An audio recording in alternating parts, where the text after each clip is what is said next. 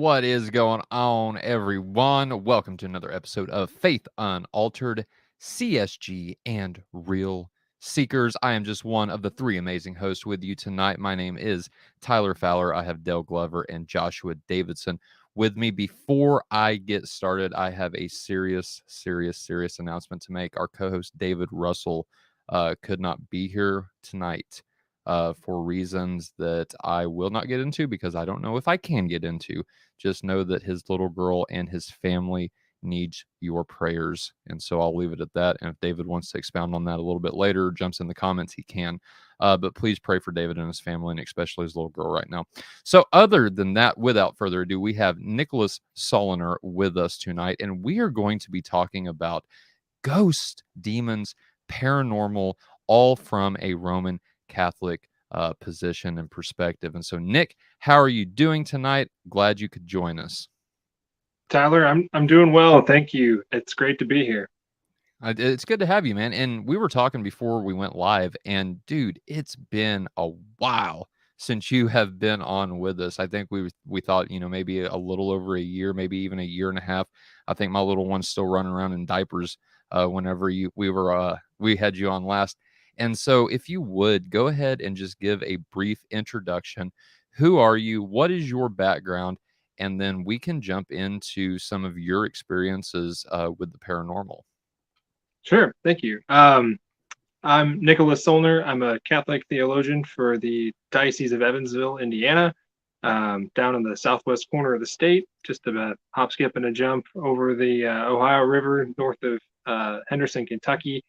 I'm a father of four beautiful boys, loving husband, and I have been a practicing Christian for about the last 18 years. Right on, man. Right on. I know. So we go to Evansville every Sunday, and so we're going to have to connect. Given that I'm exploring Eastern Orthodoxy now, you know all about that, and that's where our parish is in Evansville. So Saint Ananias Orthodox Yeah, Church. you're fucking Dan, right? And so we've got to connect. Maybe one day, like soon, we can all go out for lunch after we get out of there or something. So Yeah, just let's connect and yeah, I think that would be fun. But Josh, Dale, how are you guys doing tonight? I'm good. It's good to be back, man. It is. It's real good to be back. It's nice to see your beautiful beard on here with us. Dale, how are you doing? Yeah, I'm doing all right. Just preparing. I guess we got our show tomorrow with Dr. Andrew Silverman as well. So I was preparing some questions to ask on that front. So yeah. Mm-hmm. Tell, if you would, real quick, Dale, before we jump into the paranormal, tell our audience a little bit about that show.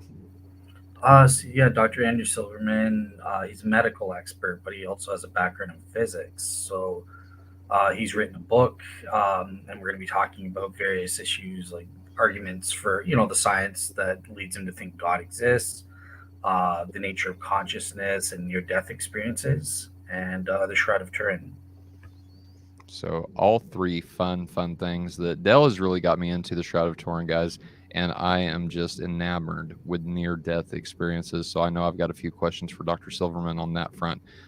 So everything is looking good. I'm really excited about the shows that we have coming up, and that honestly, y'all, other than the Silverman episode, Dr. Silverman episode, I've got two shows scheduled in July. One is a sola fide discussion between Luther Menard, he's an Orthodox Christian, and David Lewis, who is a Protestant Christian, a Calvinist of the Calvinist flavor. And we've got that set for July 8th. And off the top of my head, I'll look it up while we're having this conversation with Nick, and give you the time at the end of this video.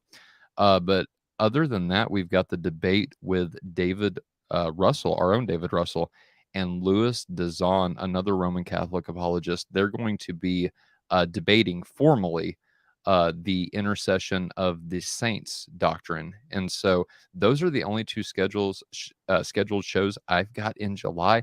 I'm going on hiatus after this episode, and so I'm looking forward to that. So guys, let's go out with a bang, shall we? I thought I'd have a, we do a fun kind of, discussion. It's a serious discussion, obviously, but I thought we would, step back from the theology a little bit and just discuss some afterlife, some and paranormal activity. As you all know, I, Josh, David, we are all really, really into the paranormal, and so I'm excited to have Nick on with us. But Nick, so what got this conversation started?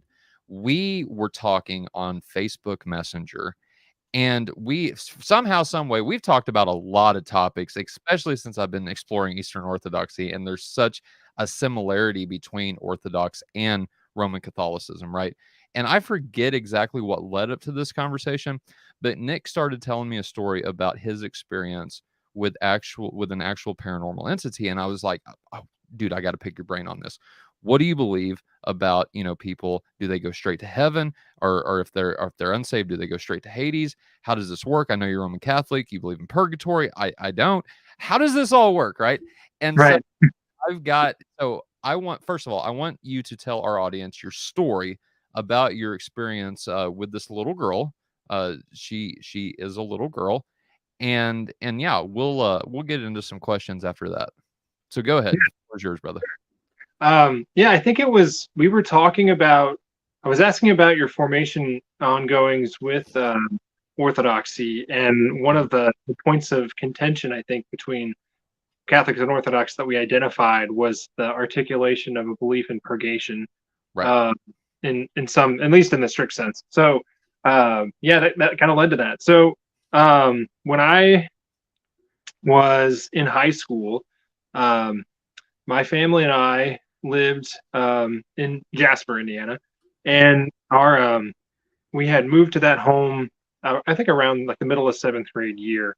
And it wasn't until I had found the Lord my freshman year of high school, that I even was, in of a mind to even think of these things as anything serious. And so, um, right around the time I was, I want to say 16, 17 years old, my family, a few members, including myself, my mom, and one of my four sisters, began to see this girl in our home. And to my best recollection, it's been over a decade, I admit, but I still remember vividly being in the middle of the night. I went up to go to the bathroom, which was just, out of my bedroom and to the right. My sisters had a room across the upstairs, stairwell. And so it wasn't unusual for, one of my sisters to sometimes get out of bed at night to ask a question, or like, Dad, brother, can you tuck me in, sort of thing. Right. And so I came out of the bathroom and I see, a girl standing in the hallway in, night clothes. And I'm like, Abby, what are you doing out of bed? And I get no response. And I kind of, rub the crust out of my eyes. And it took a second to realize that was not my sister. And so before my eyes is a young girl, probably around somewhere between the ages of 7 and 10, wearing just a simple white nightgown and this, dark long hair, and just a blank expression on her face, looking not at me, but at the wall. So, something to the akin of, if the camera is looking at me, she's looking this direction. So I see a side profile first, and I kind of lean to see her face, and there's still no reaction, no eyes moving, there's no blinking of any sort. And just a question, hello, no response whatsoever. And so I'm obviously freaked out a little bit. So I scurry downstairs to go, first say a prayer, and then try to go talk to my mom about it. And I don't recall if I ever managed to get her attention that night, but I do recall going back upstairs and she being gone. And over the course of the next, year or so after this first incident, we would intermittently see this young girl appear in the house. And it really started to come to a proverbial head whenever I was between junior and senior year of high school. I remember one summer I was romantically involved with a girl, and we would take trips to the Riverwalk and just walk and spend time together. And I remember her and I were talking about spiritual things. She was Catholic, and she disclosed in confidence at the time that she had a sensitivity to the supernatural. And I was like, come on, you can't be serious. What do you mean by that? She's like, well, sometimes when I'm around people, I see these things. I was like, okay, well, have you, what about me? Have you seen anything when we're together? She's like, yeah, there's this little girl that keeps following you and has been following you since we've been here. It's like, you've got to be kidding me. So I asked her to she's like, can you draw me a picture of her? What does she look like? And sure enough, she drew this image of this little girl in a white nightgown and straight black hair.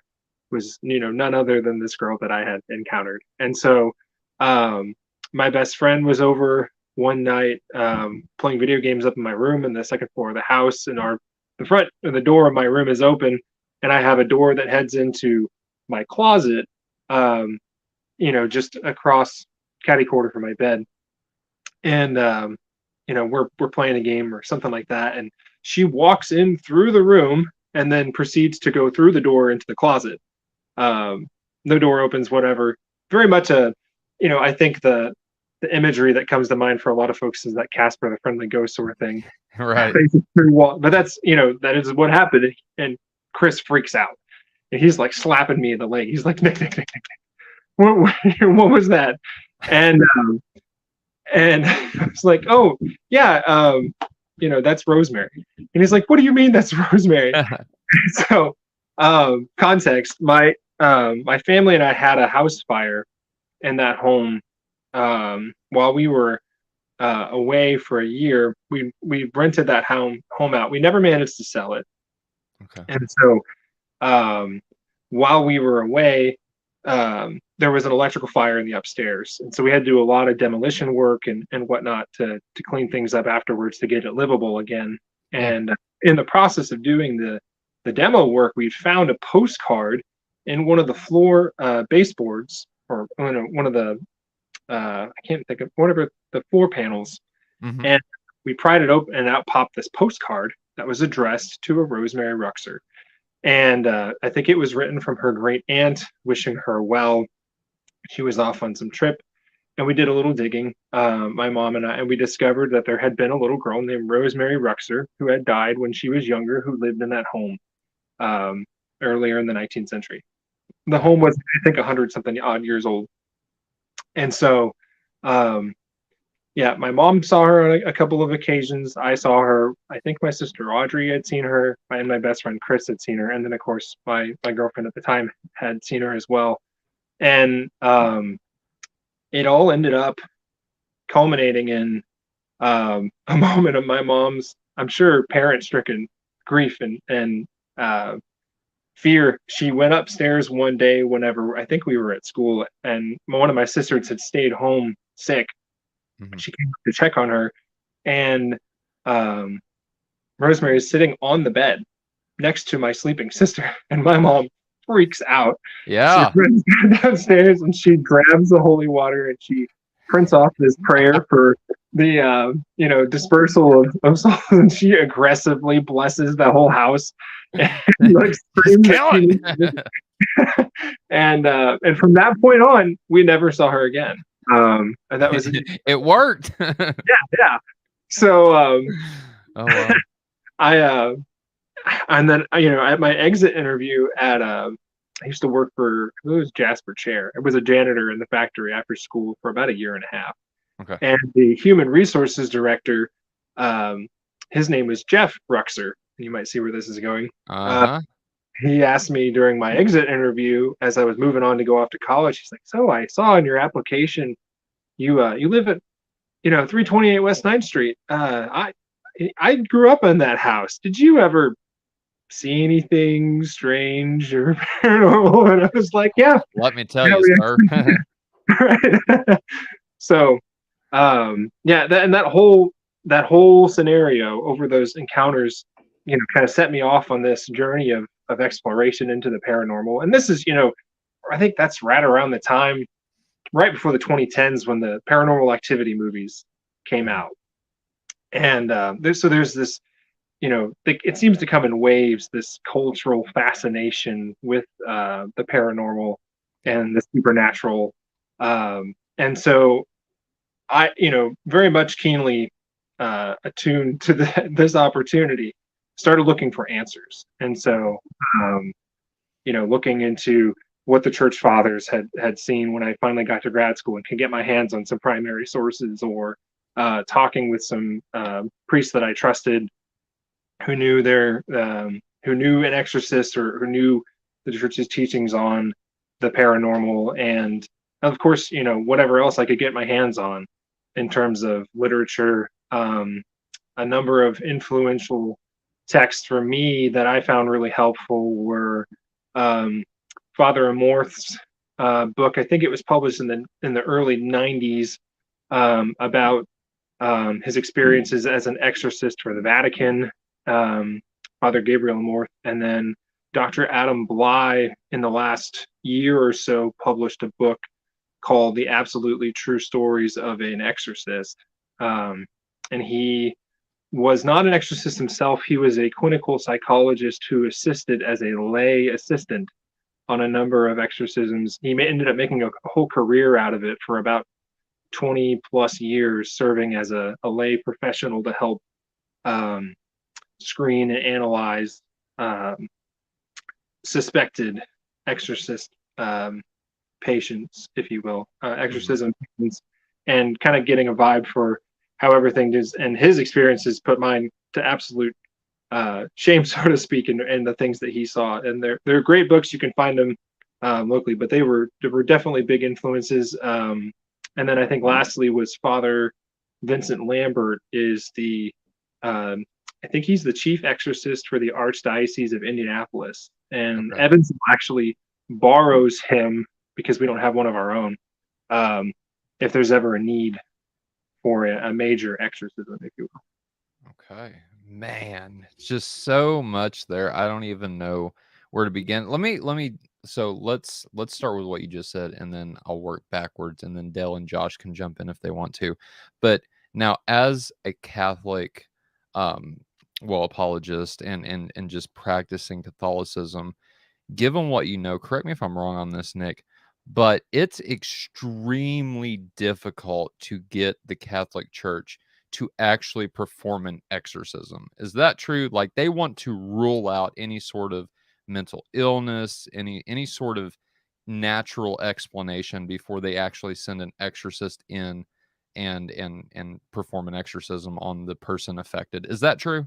That's true, yeah, and Okay. and part of that is due not only out of respect for the scenario in question, but a good number of exorcists will say, it's only maybe one out of every 5,000 is a number that Lambert gave that is Okay. actually somebody who is in need of this supernatural intervention. Most folks, it tends to be some form of mental illness, but not all. And there's, and that's something we can talk about as we move forward. There's different levels of demonic activity or paranormal activity, if you will. Not all paranormal activity requires an exorcist, as evidenced in the incidents we had. Right. Assuming as well as we know, we're dealing with the soul of somebody who is experiencing purgatory and was, by God's wisdom, made manifest that those who encountered her would pray on her behalf, and for us to grow in our own spirituality and sensitivity to the supernatural, and our faith. And then there are different kinds of exorcisms as well. So one of the steps of initiation into the Catholic Church, through what we call the rite of Christian initiation for adults, or RCIA is kind of the common term.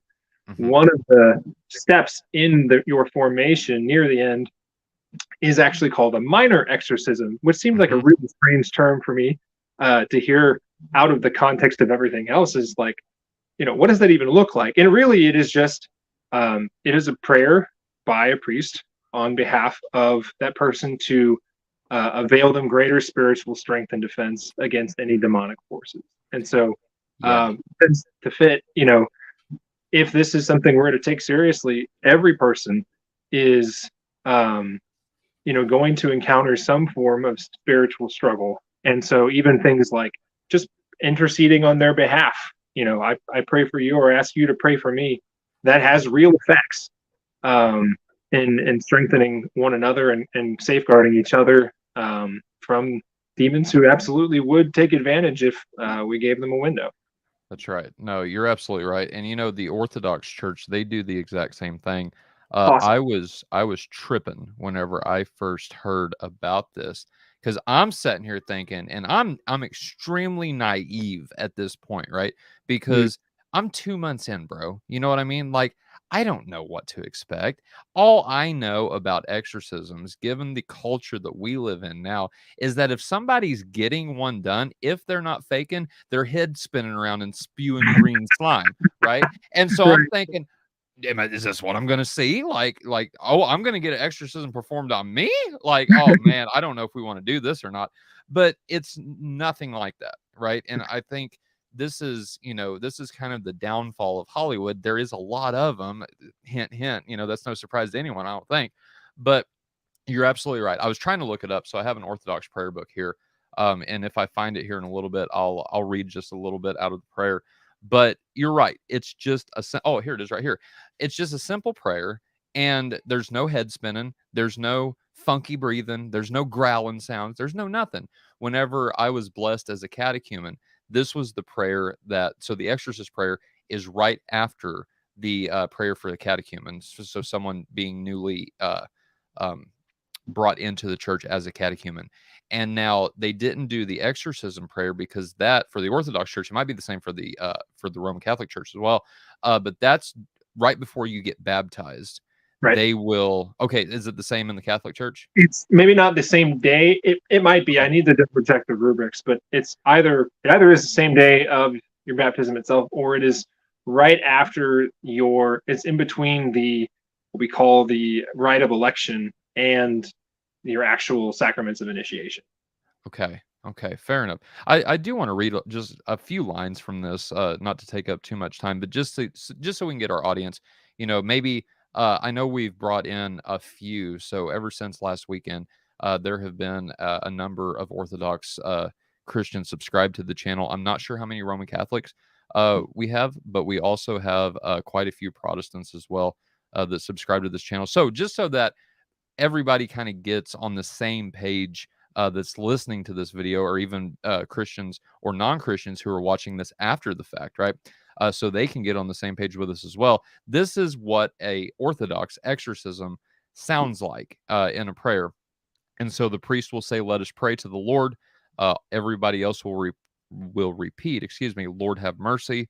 And then the priest will say this quote, "O Lord of Sabaoth, the God of Israel, who healest every malady and every infirmity, look upon thy servant, prove him and search him or her, and root out of him or her every operation of the devil. Rebuke the unclean spirits and expel them, and purify the works of thy hands, and exerting thy trenchant might, speedily crush down Satan under his or her feet, and give them victory over the same and over his foul spirits, that having obtained mercy from thee, he or she may be made worthy to partake in thy heavenly mysteries, and may ascribe unto thee glory, to the Father, and to the Son, and to the Holy Spirit, now and forever, into the ages of ages. Amen." That's the entire prayer. I just thought I kept going. But that's the entire prayer. And so it's nothing funky. It's nothing weird, right? It's a normal prayer to guard against the dark forces that are Satan and his minions, right? Mhm. And so that's I found that very comforting whenever I first read that. And I'm just, I sitting here thinking, okay, these people are a little bit more down to earth than what I had initially thought. And so that was nice for me anyway. Does that sound similar to what like a Catholic priest would say to Yeah, catechumen? and, Okay. there's different, in terms of the formal prayer, I suspect we'd have something of a similar note. Sure. The words vary, but I'm sure that the sentiment is very much the same in that regard. And I know some Catholic parishes and communities have a devotion to Saint Michael the Archangel, and there's a prayer of intercession we ask for with Saint Michael's prayer as well. that does something similar. I'm sure that's something that's prevalent in the Orthodox as well. Mhm. Yeah, absolutely. Absolutely. So I want to go back to your story now, Nick, and I've got questions, but first I want to put this comment that we have from Jordan 1999 up. He says, "I remember when I was 7, or she, excuse me, I don't know, Jordan, male or female, could be either one, right? I remember when I was 7, I saw a tall, dark figure with red eyes standing at the bottom of my stairs. We ended up getting the house blessed. Josh had asked him or her if this figure was humanoid or something more like a creature, and Jordan responded humanoid. It was very early in the morning. It was dark, but the figure was darker than the darkness around it." And I say that because I resonate with that, right? There was a time in which I personally was out.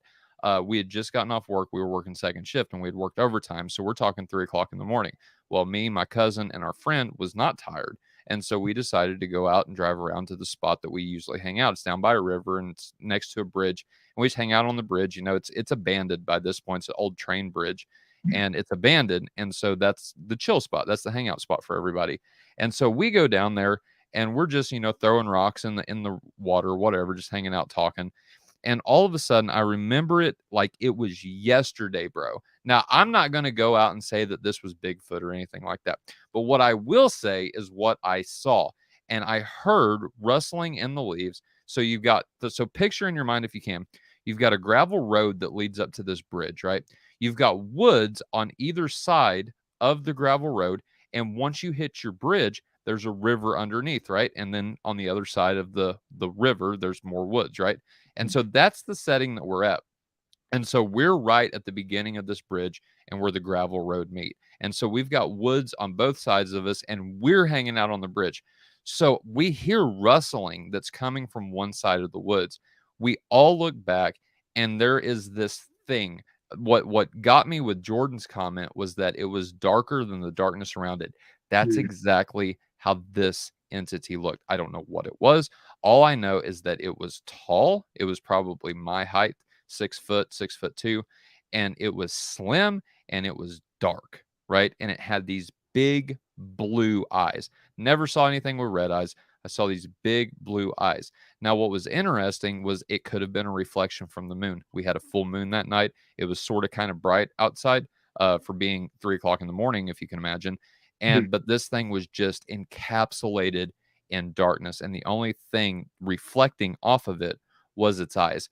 It walked to the other side of the walk on 2 feet, humanoid like that, and it walked into the woods. We never saw it again, and we got the heck out of there, right? And so that's I wonder if Jordan's entity that he saw was or he or she saw was like that Me. in any way.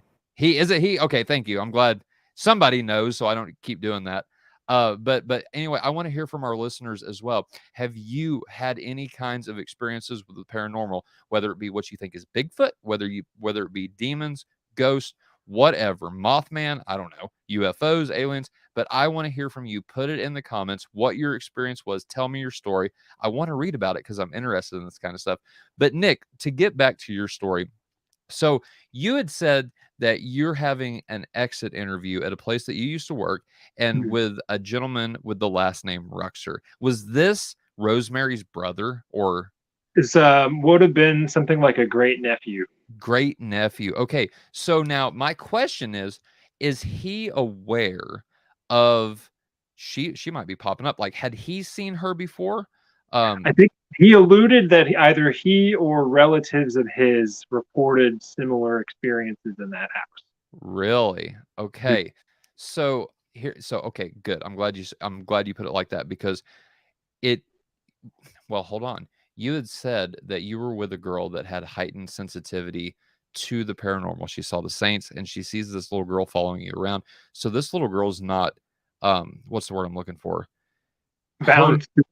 Bound. That's yeah. good. And that Bound gave me to the great house. cause for concern because, in my understanding at the time, it was like, well, they're just stuck in this place, right? And then, shock to me, no, apparently not. And so I went to a priest of a friend of mine who lived in town who was serving at one of the parishes in Jasper, and I brought it to his attention. Was like, hey, what's going on with this? I told him the whole story, and he's like, well, I believe he was either trained in spiritual direction or it just was a natural gift of his. And we had a short conversation about it. And I don't remember the whole contents of the talk, but I do remember something distinctly, something to the effect of, some folks, if they're really active in their spiritual life and prayer, they may act as some form of like a spiritual lighthouse. And maybe she's simply following you in such a manner that you will continue to pray for her.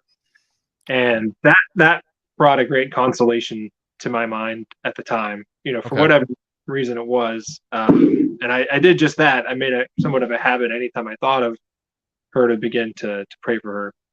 Okay. Dell has a couple questions for you. Go ahead, Dell. Yeah.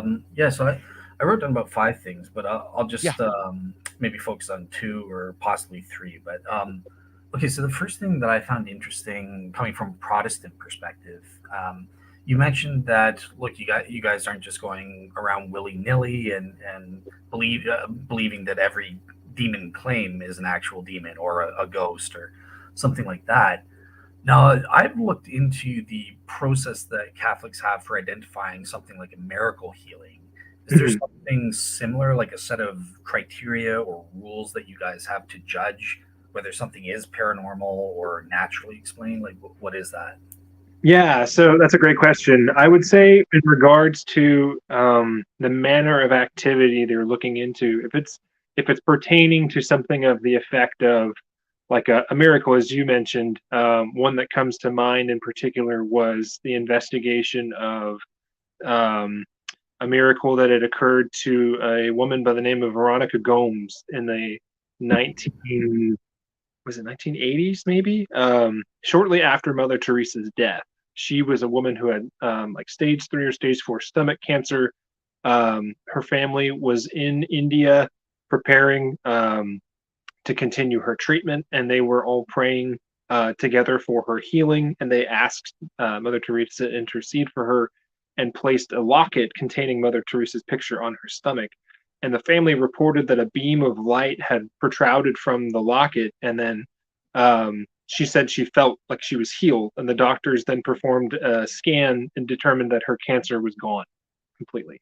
And so that, of course, gained word of mouth traction and made itself up to the Vatican. And they have a particular department of the Vatican that is designed to investigate those sorts of cases. I believe correctly, what was used to be the Spanish Inquisition, or the Inquisition as a whole, has since become the inquisitive body of the Vatican to investigate miracles properly. But that's just for incidences where it's believed that there's been a miracle in that sense.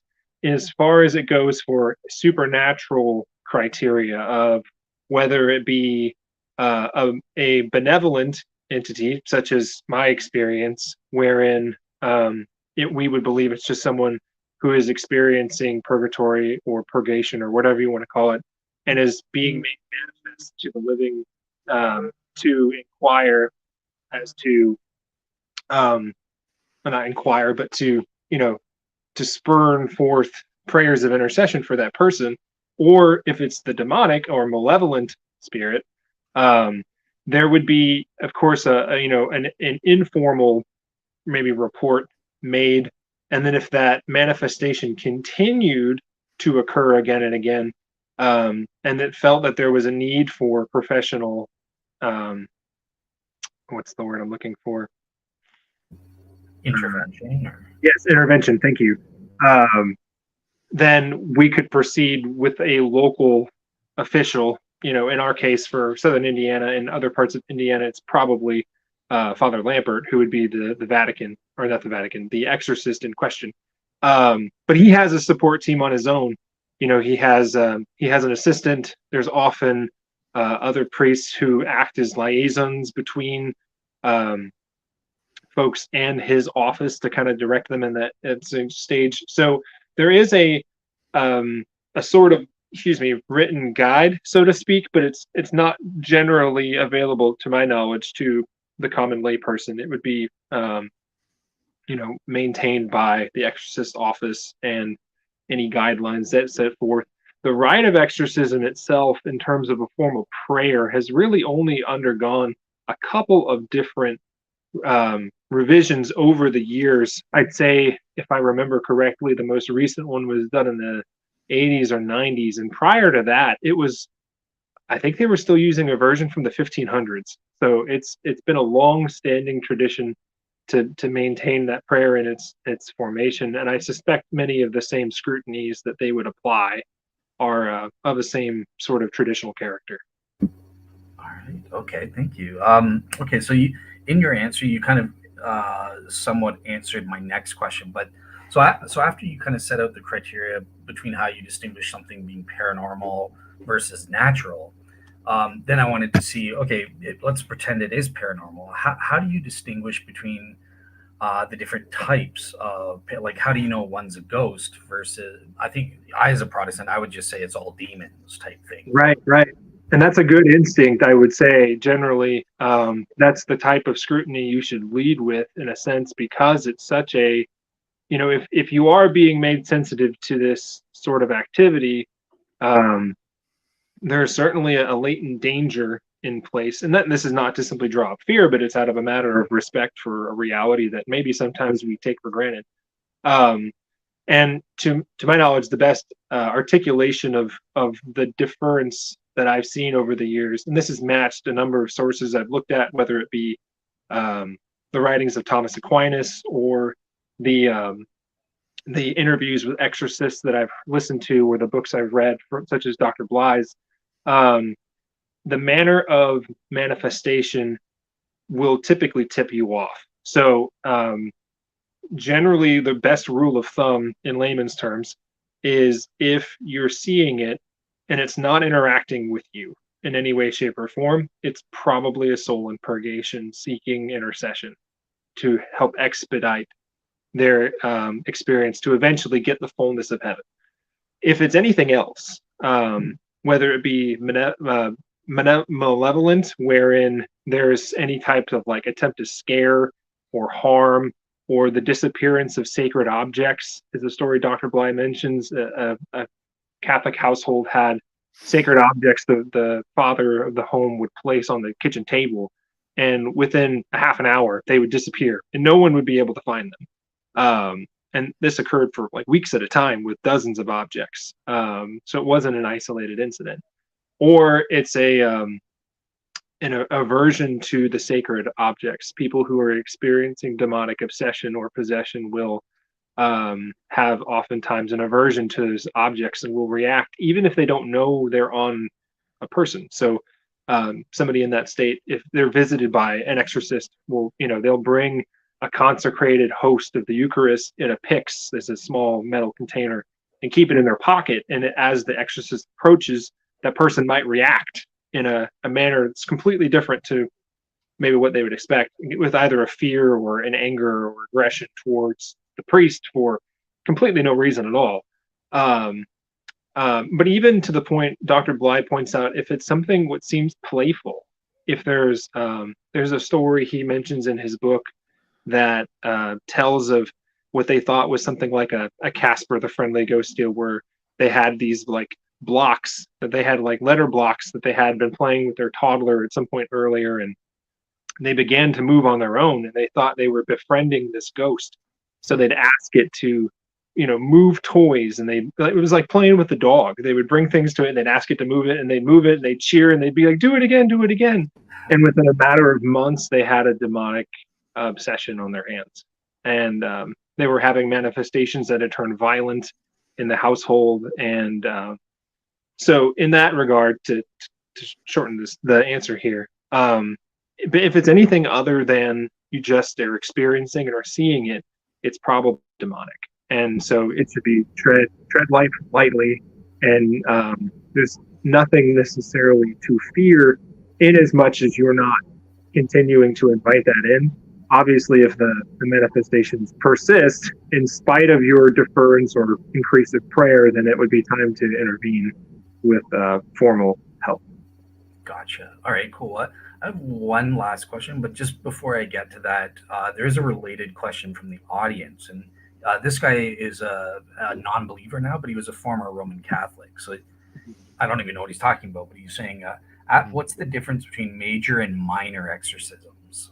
Yeah, that's a great question. So as we mentioned earlier in the chat today, a minor exorcism would occur, with something like through the rite of Christian initiation prior to an individual's reception into the communion of the church, wherein the priest would intercede for that person, asking God through the authority that Jesus had, not through his own, but through the authority of Christ, that individual may be protected. And if there is any residual or lingering demonic presence with that person, that it would be moved away from as they transition into the protection and union with the church.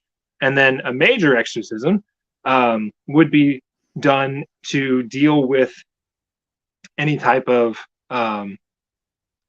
demonic activity that would require such a matter of intervention. So, and I make the distinction there, I know it's kind of vague, but there's 4 types of demonic activity, and they are increasing in their severity and potential spiritual danger, so to speak.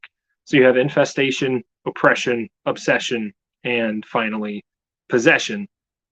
And typically you could see Father Amorth gives a really great set of definitions of this in his book, and explaining them a little bit further. Minor exorcisms may be sufficient in some cases, and it's rare simply for the rigor required to do a major exorcism for them to be implemented unless they're deemed needed. So oftentimes, as Dr. Bly mentions in his book, they would do spiritual prayers of a similar ilk to minor exorcisms before advancing to a major exorcism, because a major exorcism is going to require the priest to not only be able to have been blessed with the charism of exorcism. That's not something that all priests get. They usually undergo a formal, rigorous training of several years. They have to be conscripted by their bishop in order to be granted this authority to begin with, because it's the bishops who hand on the authority of Christ to their priests.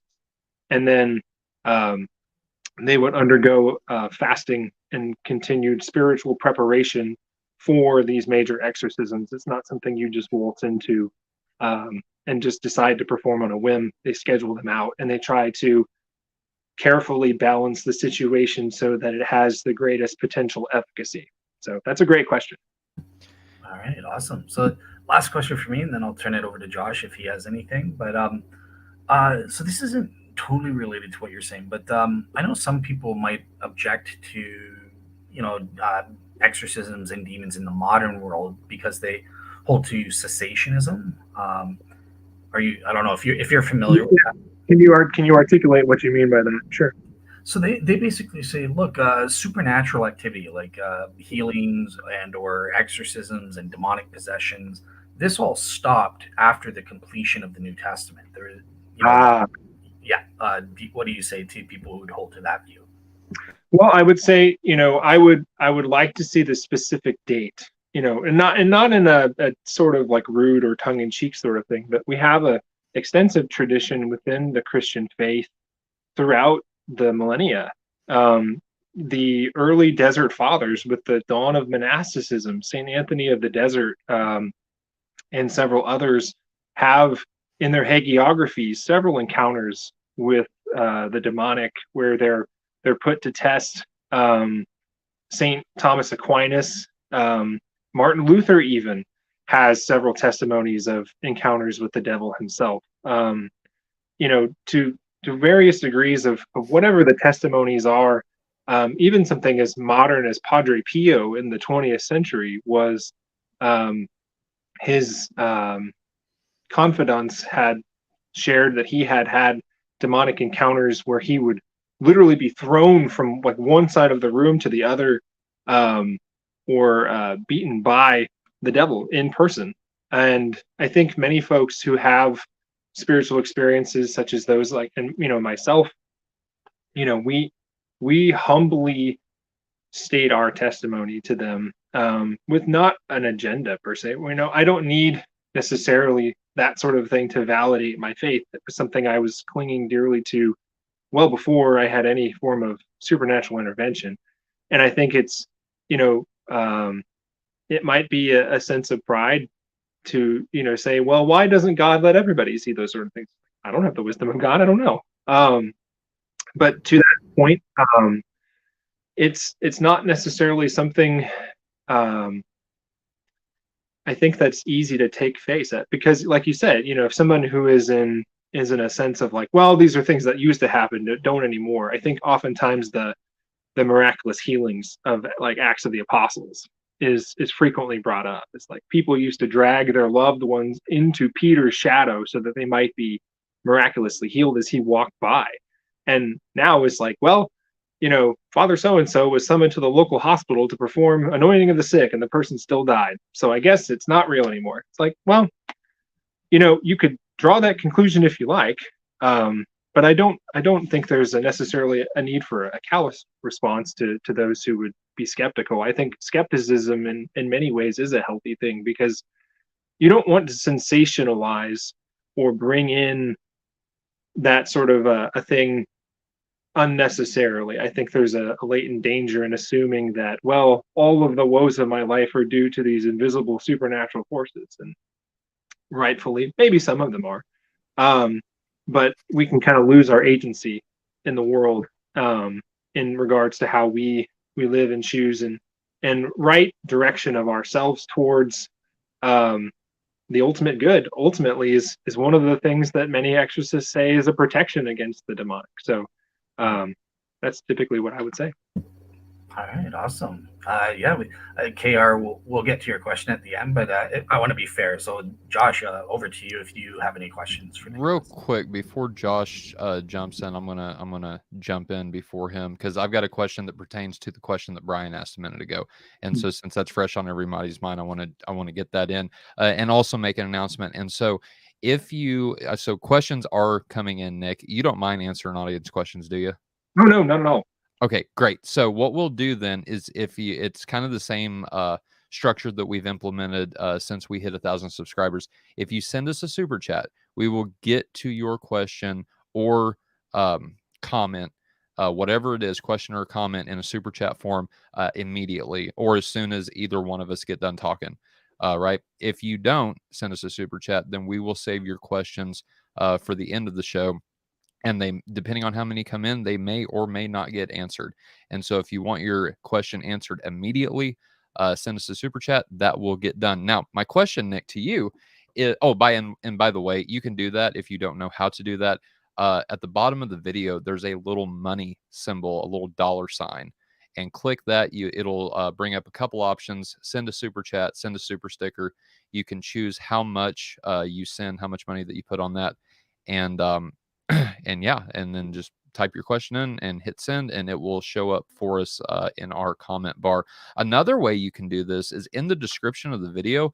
I actually have Cash App and Venmo, our links. So Faith Unaltered, at least, their link in the description. And so if you want to send us a super chat on there, send us a donation, put a note, put your question in. I've got my phone right here. I will get it, and we'll get your question that way as well. So either way you want to do it, on YouTube, Venmo, or Cash App, we take all of those. So now back to my question, Nick. Sorry about that. That's okay. So you were talking about the differences between major and minor exorcisms, and whenever a major exorcism happens, and when we said this a while ago, I had asked about how the Catholic Church, they want to make sure that this is, demonic, this is paranormal. We actually want to send a priest in there. They've got to be almost 100% sure, if not 100% sure, that this is demonic activity. My question is, before they get to that level, do they make or require, I should put it like that, do they require the potential demonic case to actually seek psychiatric attention, or how does that work exactly? Yeah, so that's a great question. To my knowledge, that's typically the preferred avenue, I would say. And this is actually one of those fascinating instances where people who say that the church is anti-science is wholly wrong, because the church in her wisdom recognizes the good of our, the chronological unfolding of, as far as we can tell, the mysteries of the universe has been made accessible through increases in scientific measurements and understandings of laws of nature. And so we utilize those tools to the best of our abilities. And it's As not we like, should. yeah, as we said, it's not in a, it's, they're not bringing in like one of those Ghostbuster paranormal, like Ghost Hunter sonogram things, like looking for things like a metal detector in a wall. I think more often than not, yeah, like you said, they're going to look for avenues in which the person in question might be manifesting forms of emotional trauma or psychiatric disorders, and they're going to lean towards those first, not out of only a matter of skepticism, but out of care for the individual. We maybe brush it off sometimes as like, well, this is just the priest jumping in and wrestling with his demon and tossing it out. It's like there's more often than not a love from that priest being shown in concern for the people he ministers to, and it's going to manifest itself first by a matter of not only scrutiny but of genuine care and consideration. So I think the preferred option, as far as I can tell, is to evaluate for psychiatric purposes, whether that be bringing someone in as a lay advisor, as like Dr. Bly was for his exorcist that he followed around for his 25 odd years he did the work, or is referring the individual in question to receive some form of psychiatric evaluation from a trusted local professional. And then those results would be shared with the consent of the afflicted, with the priest team, at least maybe not to the violation of the Hippocratic Oath, but in whatever capacity is deemed acceptable. So, and again, I've not had the luxury of being on those sorts of teams, so I can't claim too much inside knowledge of the process overall. But that's, to my knowledge, that's how they would tend to go. Okay, thank you for that, Nick. I appreciate it. Go ahead, Josh. All right. That was, man. Okay, first of all, I've been quiet for a while. I'm just listening.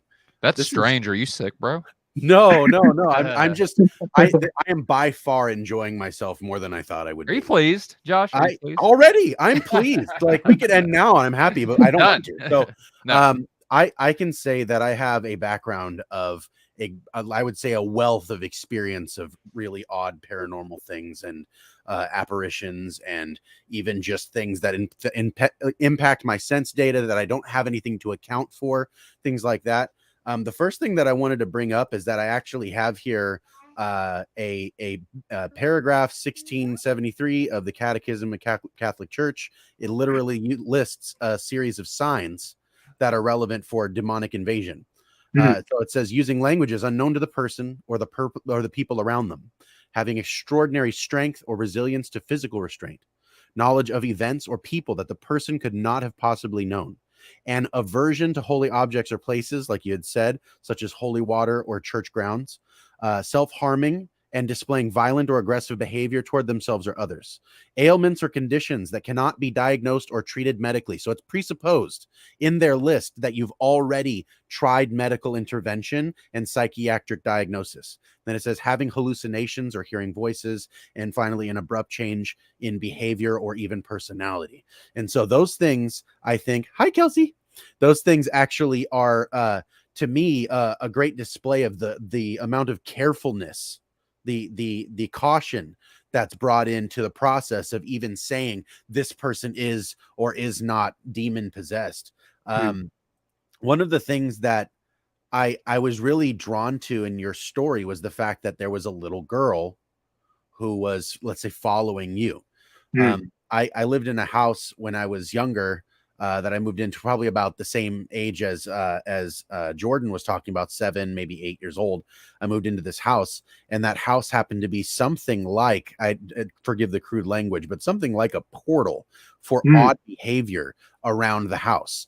There would be, and my mom actually was in the comments and said, and mentioned an anecdote from her own experience that was much earlier than this. So my mom actually has a lot of, she's one of those people that's, let's say, more sensitive to this kind of activity. So I grew up in a world where this was like, not like a, whoa, what are you talking about, demons? I'd be like, yeah, no, you don't know how to pray at your house, bro. Like, that was something that I learned young and would partner with my mom in. Sometimes we'd actually go to other people's houses when they were having odd activity and go and just, see what was going on and pray with them and invite God into the house, the same way that, obviously I'm not a Catholic priest, I'm not an exorcist, but I am a follower of the same Christ. And insofar as I have the ability to pray and come before the throne of grace, I have the ability to invite Jesus wherever I go. And so I think that in itself can be something that either helps or exposes what is actually going on in some real sense. But the thing that really struck me was that it was a little girl, and it was almost exactly what you're describing, perhaps a little bit of variance in the appearance, but there was a girl who, my home was like a tri-level home. There was the living room, and there was upstairs bedrooms and downstairs bedrooms, but the living room was the main entry to the home, right? And the upstairs staircase from the living room happened to be the place where she seemed to want to hang out when I was there. And so it was one of those things where in the periphery you see something, and then as you look, it's not there. You can't it was never a direct sight of the person, but always a knowledge of the presence more so. And then there was a second presence that was in the same house that was around the same area. And perhaps they were a pairing. They might've been the same thing, or they might've been two separate things. But in that house also, there was a presence that was only detectable by smell, oddly enough. Nobody in my home at all, and I can say this with firm knowledge, nobody in my home would touch a cigarette. And sometimes when you would walk by the bathroom upstairs, it smelled like somebody spilled an ashtray on the floor. And it was just so pungent. Like you want to throw up. It was so strong. And those are the kind of things that, like, to me, when I was a kid, that was not normal. I wouldn't say normal, but almost, average. Like there was just, I had so many experiences like that I never really, like, I was much older when I realized that there are people that are like, ghosts don't exist. Like, are you serious? Like, yeah, demons don't do anything, or the cessationist and things like that. I was really struck by that stance, and was like, I really don't know if I'm crazy or you're sheltered, because I can't agree with you. I just can't, And so I think that one of the things that I'm curious about is, because of the entities or things that I've interacted with, very few of them were overtly sinister or evil. And so maybe I've had a kind of anomaly of experience that, even though they weren't interactive, like you said, they weren't always just frightening or demonic necessarily. But I'm kind of curious, if you were to think about a demon, let's say, as an entity, is this something that's like a unified consciousness someplace? Is it locality? Is it like a distributed kind of thing where it's like, it's not like I have a consciousness, it's mine, it's in me, right? Is a demon something that can almost spread itself like a distributed consciousness, or is it like a locality of consciousness? Is it like an individual thing? Do you understand what I'm saying? Yeah, that's a great question. And I think, to its point, it really, it begs the sort of a question of, like, how many demons are there really? And if there is a number that you could apply to it, Scripture says it's a third of all of God's angels who fell. That's no small number. And surely they themselves are capable of feats not necessarily governed by the laws of physics as we understand them. So, the testimonies of exorcists and saints who would report these sorts of things, oftentimes they have names. Dr. Bly mentions in his book a number of encounters with demons who, under the authority of Christ, were forced to confess their name to the exorcist. And oftentimes it was, more than one demon who was present, and they would have to confess all of their names, sometimes under struggle. Other times it was just, and they were persistent. And it's, it isn't necessarily out of the realm of possibility that this understanding of a demon, I think a idea of a consciousness that is inherently spiritual, and maybe consciousness is something that is inherently spiritual. So maybe I'm doubling down unnecessarily here, but that those beings could be active in more than one place at once isn't necessarily outside of the realm of possibility, if not in a direct sense, an indirect sense. Well, and just to be clear for the audience, I'm not asking if demons are like omnipresent or something like that. Right, I don't think that they have, let's say, full coverage like God has, right? Where God is literally in every sense omnipresent, like he's always there. He's always present in all facets of his creation. That's something that's unique to him, and I don't question that at all. So the question is really, you know, I'm kind of trying to understand, like what manner of consciousness does a demon really have, you know, like, and there's these things where I've heard ideas about, you know, a person who's, let's say, possessed or oppressed by a demon or something and dies in that state, and the demon has in some sense consumed the person. Is that in some way why there would be more than one name to the demon? Or you see what I'm like? I'm trying to understand exactly what it is that we're looking at when we say a demon possession. So yeah, good clarification there. So let me state here. So as well as I can remember here, Thomas Aquinas makes his defense of this supernatural reality in a manner that is consistent with God's all-encompassing authority.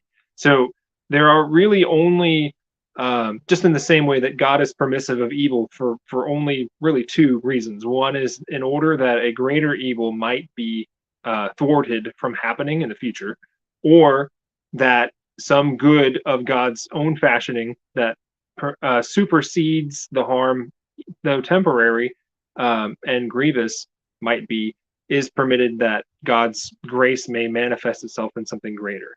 So those are two fundamental aspects that need to kind of lay the foundation for how demons are permitted to act in the world. Because ultimately, as some of the exorcists would say, they're effectively hounds on a leash. You know, God, there is no manner in which, there's no part of the universe in which the demons possess greater authority than Jesus Christ, or any member of the Trinity for that matter. There's anything that is permitted for them to do is entirely by the consent of God or the consent of the individual. So, and we have to maintain a bit of a distinction in a sense, because you know, you think of like, well, if the devil's real, wouldn't all of the airplanes in the air just come crashing down every once in a while? Like, you know, imagine Satan telekinetically loosening screws on the bottom of an airplane engine while it's mid-flight, so that, you know, all of the inhabitants that he knows are in the state of mortal sin will die and join his you know, fiery kingdom in hell.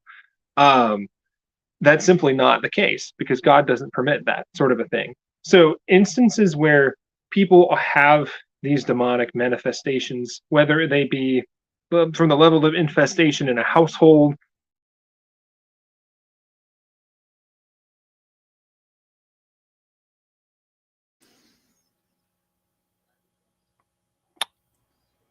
Darn it. What did you do to the man, Josh? I don't know. Why'd you break him like that? I overwhelmed the bandwidth with the specificity of my question. Nick, if you can hear us, log out and try to log back in. You froze up. I don't know if he can hear us or not. Here, I Josh. don't know. I'm not sure. If you want to say something real quick, Josh, I'll send him a message. No, I'm actually, one of the things that I was going to say is that my mom commented again and clarified that there was at least one time, if not a couple more times, that the activity in my house became more aggressive. My older sister was graduating high school, and we had a cousin staying over in one of the spare bedrooms, and apparently there was violent sounds like banging on the walls and things like that really frightened her, and she refused to sleep in that room. Yeah. She would not sleep in that room. And there were other times, let's say, like, you know, sorry about that. Oh, you're back. Go ahead. Can you hear us? Sorry, my phone died. I think it just lost enough power over the course of the time. So I don't know if we'll have a little bit of a delay here or not, but I'll try to get it charged up to go.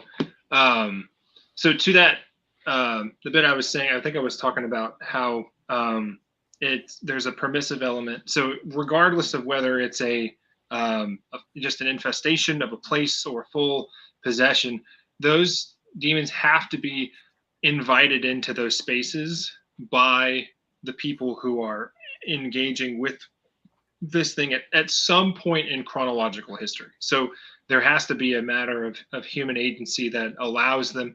And this is where, the church gets in its wisdom to advise people to avoid things like the occult. Stay away from Ouija boards, from tarot cards, from scrying or divination or fortune telling or seances or anything having to do with like satanic ritualism or human sacrifices or bloodletting of some reality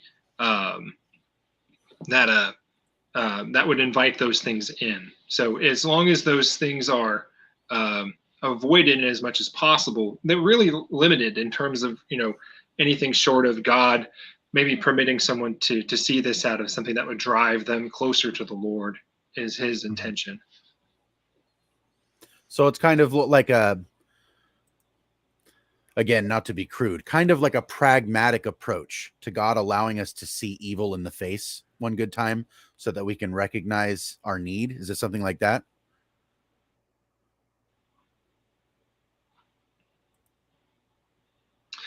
I think in the instances where, obviously every opportunity of encounter with the paranormal is in itself an opportunity to grow closer to the Lord, and it is an invitation in some manner. But I would say it doesn't do the situation complete justice to limit it to that. Obviously people who would suffer from some form of demonic encounter, if you will, whether it be just even an infestation of a home wherein demonic activity permits objects to fly across the room, or loud banging of the walls, or whatever it is, or a full possession, which is rare but does happen from time to time. There is that person, or in the instance of an escalated demonic activity, as Father Amorth would say, that has to be willed by the person afflicted to some degree.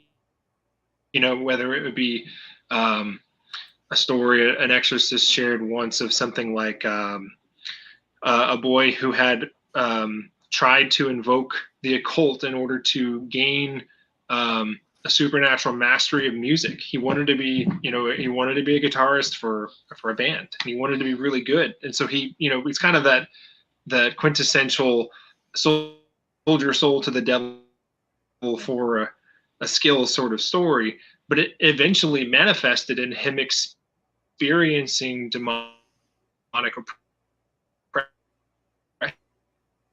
oppression that needed an exorcist to intervene, and Nick, and that individual needed an exorcist to leave demonic, so he made after himself. whoa, that was wild. Nick, you were starting to pause a little bit, and then it caught back up. So I think I don't know if there's any more of a delay or not, but I think that you're caught back up now. Can you confirm that?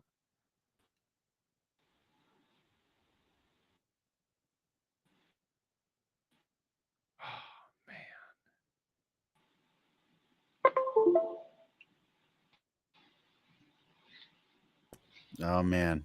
Yeah. I think he's stuck. Oh man. That sucks. He was on a roll. Mm-hmm. Yeah, I've got an unstable connection here. Yeah. Okay. Do you have I was gonna say his phone was doing great, but then it died on us. So I'm wondering, we've got a couple different audience questions we can ask. If he can hop back on his phone for those, then maybe we wrap up. What do you think, Josh? Yeah, I think I'd be okay with that. I don't necessarily want to,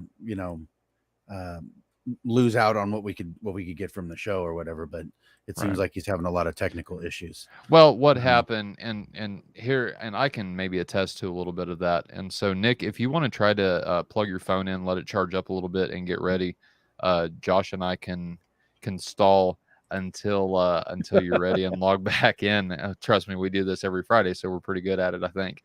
But yeah, if you can hear us, go ahead and get your phone ready. We'll answer some audience questions, and then we'll go ahead and wrap, and then maybe later on, you can come back on and we can definitely do a part 2. But the reason is there's been a lot of technical difficulties, in my opinion, now, is because just yesterday, so we had some major storms come through Indiana. Dale and I were actually on the doing a podcast with Dr. Bo Branson about the Trinity. And for those that haven't seen that, man, go check that out, because from my understanding, I haven't listened to it yet, but from my understanding, it went great there at the end after I got my power was lost, and I kind of just jump out or just go off of there like that, and everybody's like, "Where'd he go?" My power went out, and so what had happened was we had a bunch of, I think we had like 3 or 4 really powerful storms come through. So Nick was actually without power for right at the 24, maybe a little bit over 24 hours, maybe even about the 30-hour mark. And Dang. so right before we went on, his power came back on. And so I'm assuming things are getting reset and all of that good stuff. Now, what's interesting, Josh, is none of us around here, so this includes me, my wife, my mom, people I work with in a different county and a different town, none of us have cell phone service now. And so what we think is those storms actually went through and did some damage to the cell phone towers, because I'm not able to make phone calls. What's weird, though, my grandma, who's on the same service we are, right, Straight Talk, she can make phone calls and has having no issues whatsoever. But my wife, my mom, me, my dad, my stepmom, all of us, we can't make phone calls, and people I work with can't make phone calls neither. And it's because, and other people are having problems with this too. So my mom and my stepdad actually went to one of the Verizon stores to, ask questions to get some answers. And they have a sign on their door that says, we're still working on the cell phone towers, y'all. So sorry, bear with us. So that's what I believe is happening with Nick and his what's going on with those technical difficulties. I think the storms have something to do with it. It looks like he got a charger for his cell phone. He's popping back. Does. There he is. Yeah, hey All guys. right. Sorry about that. How much, Nick? Let me ask you this real quick. How much battery life do you have left? Because we want to keep going. But Yeah. if you don't have very much, like if you only got like 5% and it's dwindling while it's on the charger. Yeah, I think I just didn't have enough powerful of a charger. So Okay. I brought out the big guns here. So All right. God willing, we should be okay. But if it does happen again, it was low. So we'll see where things are, and we'll just ask the Holy Spirit to keep the phone charged until it sees the time to call it quits. So amen. Well, do you want to do this then? Do you want to answer? And we've got 3 audience questions, and if you want to answer them first and then go back to where we were talking, we can get the audience questions out of the way. And then can I ask when did I get cut off? Because I may have a thought to complete before I lose it. Josh, where so Josh was talking about his sister's experience in her room, right, where he had that gap. And yeah, then what we were talking about before, I believe, was like the nature of oh, that's right. Yeah. So we were talking about the permissiveness of evil to operate in the world, right? Right. And so, and again, the church, I think, would often take the sort of Aristotelian understanding of evil as an absence of light, as opposed to its own like entity of darkness per se. So angels or demons are effectively angels who have rid themselves or reverted themselves to God's grace, as opposed to becoming a new creature. So to say, I think that's honestly something I'd love to hear, like you or even Jonathan Peugeot talk about at some point. It's like how that they talk about, Peugeot's talked about this kind of inversion of the good as like a common theme in the eldritch sort of themes of things. So I think to that same extent, that's kind of the nature of the demon, so to speak. So, but yeah, effectively hounds on a leash. They're only permitted to do what God enables them to do, even to the point of after someone would invite them in through the occult. If someone's messing with the Ouija board or through tarot cards, or is attending black masses with the Satanic Church, or whatever version of inviting the occult into their life manifests itself, that God has control in that situation to permit the demon to only do what it does. Because if God wasn't present, you could imagine the person would just be annihilated, at any point the demon saw fit, because, well, that person's obviously in a compromised spiritual state. If the devil's out to win, if he's playing to win the game, it wouldn't be logical for him just to toy with this individual. He would want to sow as much despair as possible and to simply end their life and drag that person to hell, so to speak. Right. So Tyler asked, and I kind of was distracted during the answer. Did you want to answer some of these audience questions? Yeah, we can move to audience questions. That's fine. Okay, sure. Cool. So the first one that we have here that I have brought up is from KR. Tyler, if you're there, you can bring that on the screen. KR says, is there any understanding of interaction with or occurrences of God's angels with people? Known stories. Oh, okay. Yeah, so I'm guessing KR is talking in the sense of like the angels who chose obedience as opposed to the demons, like Gabriel coming to Mary or something like that. Yeah, or Raphael appearing to Tobit, in Scripture. Right. So those instances, sure. I think they're a little less sensationalized, if you will. I think they often would get chalked up sort of with miracles. It's oftentimes the case, and this fits within the thematics of Scripture as well, that in the pattern of history, humans often mistake the angelic for either humans or for God himself. It's a matter of, well, the humans lie prostrate before the angels because they assume they're God, and they're like, hold on a second, I'm not the one, I'm just the messenger. Or in the instance of, maybe they're encountering someone who was there and then is now no longer there. The manner in which those things occur are a little more, I think, diverse, or maybe at least less documented in the sense of maybe an exorcism is. So I know they do occur. There was a book that went into production at my Catholic church when I was in college, St. Joseph's Catholic Church in Jasper. They had everyone in the parish who wanted to volunteer a story. It was a book published that they called God Moments.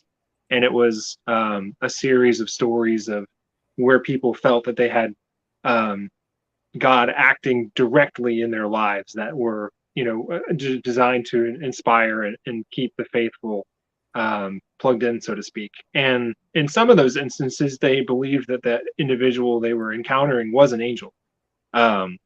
So I would be interested. There are some books that have been written about it, often from a visionary sense, and this kind of also goes into, that could go down a vein to talk about Marian apparitions, which is another phenomenon that exists in Catholic and some Orthodox circles. And then there's been things like the orphans at Lourdes, who had seen Our Lady made manifest, or Saint Juan Diego, who had also encountered the Blessed Mother in Mexico. So other instances like that, they're out there.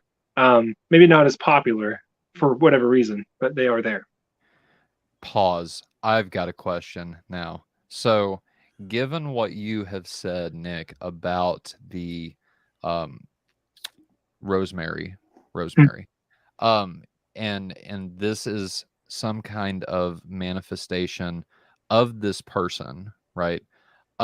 Is it the same or similar? I don't want to say the same exactly, because there's no interaction with you and Rosemary versus some of the traditions that we have about, our mother, or the Theotokos, whenever she manifests herself to people, right, and actually interacts with them. So that's one big reason why I don't want to say it's the exact same. Yeah. But is there a similarity between seeing apparitions of angels or even Saint Mary in the way that you saw Rosemary? Is there like a connection there? Are the two totally different and maybe even opposite ends of the spectrum? That's a really good question. And to be honest, I've not speaking, and all of this, again, I preface with, I speak from the church Sure. and to the church, but not for the church. So Of course. to my knowledge of it, there's a really interesting overlap there, because I remember one of the exorcist stories I read, the exorcist was granted a consolation in having the Blessed Mother make an apparition during the exorcism, and he watched the Blessed Mother wield the authority of Christ to cause this demon to cow to her demands and the exorcist's demands. It's just this really remarkable story. And it in some ways, I view it with a hint of skepticism, because it doesn't quite match the exact testimonies of maybe some of the exorcists who perform such things on their own. But at the same token, she is given the authority of heaven and earth as its queen, and so to a point, I think you can make a theological connection there. But that's a whole other can of worms. But to the matter of apparitions, I think there is similarity in the sense that those apparitions are permitted by God in a manner that is for the benefit of the faithful, in an abundant, dynamic way. They're different in the sense that more often than not, they are examples of what we call private revelation. So as much as the church understands, and to the cessationists' credit, the era of general revelation is over with the reception of sacred scripture, and now it's unpacking of what we would understand. Sacred tradition is the organic development of the truth. Like, we've encountered the truth in Christ, and therefore it's now the responsibility of these witnesses and their successors to unpack this truth. And so there's not new truth coming forth, right? That's when we're not adding pages to scripture. There's no new revelation in that sense, in a general sort of way. That would be revelation intended for all peoples in all places and all times, as scripture is, as is the oral tradition of the church through history. Right. Now, private revelation then, in this instance, would be a manner of, these supernatural encounters, to an extent, are a form of private revelation, because not everybody sees them. And they are to be scrutinized heavily, because you don't want to build a bridge or a wall. I mean, you want to build a bridge, but you don't want to build a wall between you and God, and build up this false sense of pride, like, well, I can see spirits and I don't need an intermediator between the spiritual and the world. It's like, no, you have no authority on your own. Christ alone is prepared to walk this wilderness in its authority proper. So that's one thing to keep in mind. But so for even like Saint Bernadette of Lourdes, who would have this apparition of our Blessed Mother, that it is a form of private revelation. And the church, in her wisdom, rightly scrutinized that incident extremely thoroughly, much to the point that oftentimes when they occur, they are met with extreme skepticism and are laughed off.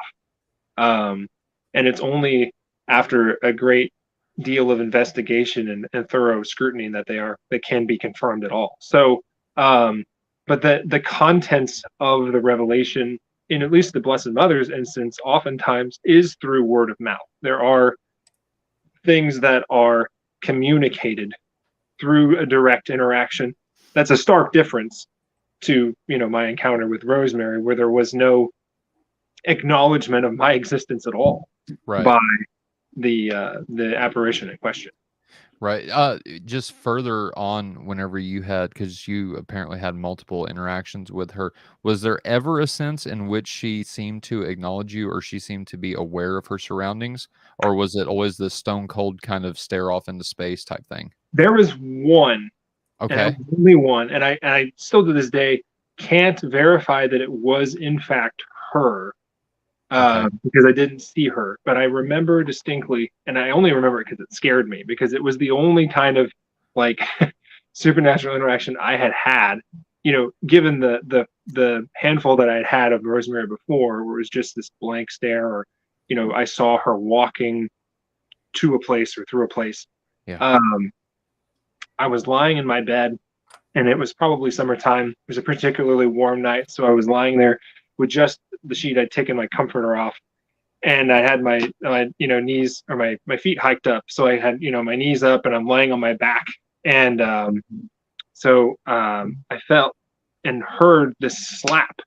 The sheets between my legs were slapped to the bed, and I shot up in a bolt, thinking I'm going to yell at one of my little siblings who did this to me, like, who the heck did that? And there was nobody there, and I was like, oh Lord God, what is going on? I grabbed my rosary and I started praying the rosary until I fell asleep, asking for protection for whatever was going on, because that was, like I said, the only incidence of any kind of, whether it be intention to scare or to just draw attention to the thing. It was like, whatever it is, I'd already been advised by the priest at the time. It was like, hey, it's not malevolent. It's probably somebody in purgatory. It's like, this is a little more direct. So if it's a demon, God protect me. And if it's Rosemary, God give her what she needs, and that's about as humble of an approach as I can have for it. Yeah, it almost sounds from what you've described throughout this episode that it would be more so on the demonic side. Given that they're actually trying to interact with you and accomplish that, it sounds like. But all right, right on. Thank you for that, Nick. Josh, do you want to read the next comment, and I'll throw it up on the screen? Sure. Actually, also, if you want to star that one too, I saw another one from KR that seems really relevant and would be a good thing to talk about. But the second question that we had was from Brian Better again, and he said, would the prayer to Saint Michael the Archangel, where one prays, be our protection against the wickedness and snares of the devil, be considered a minor exorcism to the lay people? I that's a great question, Brian. Thank you for that. I had the same thing pop in my head when we were talking about minor exorcisms before, because after every mass on Sunday at my parish, St. John the Evangelist here on north side of Evansville, we pray the St. Michael prayer together as a community of faith. And to that end, I do think if it's not a minor exorcism in its own right, it is of the same spiritual character, in the sense that we are asking for God to grant his authority to one of his holy ones in order that we might be protected, and to draw out and dispel any form of demonic influence in life. And I still, to this day, anytime I encounter something that even seems remotely spiritual in nature, I'm praying that prayer definitively. So great question. Right on. Okay, the next question that we have here is also from Jordan, our first questioner, and he says, do you guys believe that fallen angels are demons? I personally believe that fallen angels and demons are completely separate beings. I'm assuming he means more like the Genesis 6 Nephilim, and they're when the Nephilim die, their spirits remain and desire to be embodied. And I've heard people say that those are demons rather than the fallen angels particularly. Okay. Right. Yeah. And I think there's at least an extra canonical tradition that tends to support that. I think some of the Enochic texts might allude to that as well. Oh, they do. They deal with this much of the same time period, and there's an underlying biblical theme in the Old Testament that when God decides, following, I'm trying to remember whose it was, following the Tower of Babel's fall, he permits the evil spirits who had inhabited the earth to grab some form of authority over the earth, to kind of, this is where we see the formation of the kingdom of evil, if you will. And the understanding was, from the ancient Jewish thought, that these demons were behind every single political leader who sold their proverbial soul to some form of vice that drew out their more devilish attributes, if you will, that caused them to fall in line with making human sacrifices as part of their culture to gain favor with these deities. So to that end, I think there's a really neat, and it's not necessarily convenient, but I guess you could think of it that way, intersection between the different pantheons of polytheistic religions of the ancient world, whether it be the Babylonian or Egyptian or even the Greco-Roman deities, that they in some way embody that sort of anti-familial character. Like it's a pale imitation of the Trinity. Like Zeus and Hera have children, but they're all, it's like watching the Jersey Shore with superpowers. It's Right. just a mess. There's discord, and they're constantly, there's blood and violence and just vice everywhere. It's not at all a creative force. It's almost as if the gods feast upon mortals in order to survive, as opposed to the opposite of what we've presented through Christianity, that we feast upon the divine God in the Eucharist to survive. Exactly. Well, that's actually relevant to before you were talking about wanting to hear about the idea of an inversion.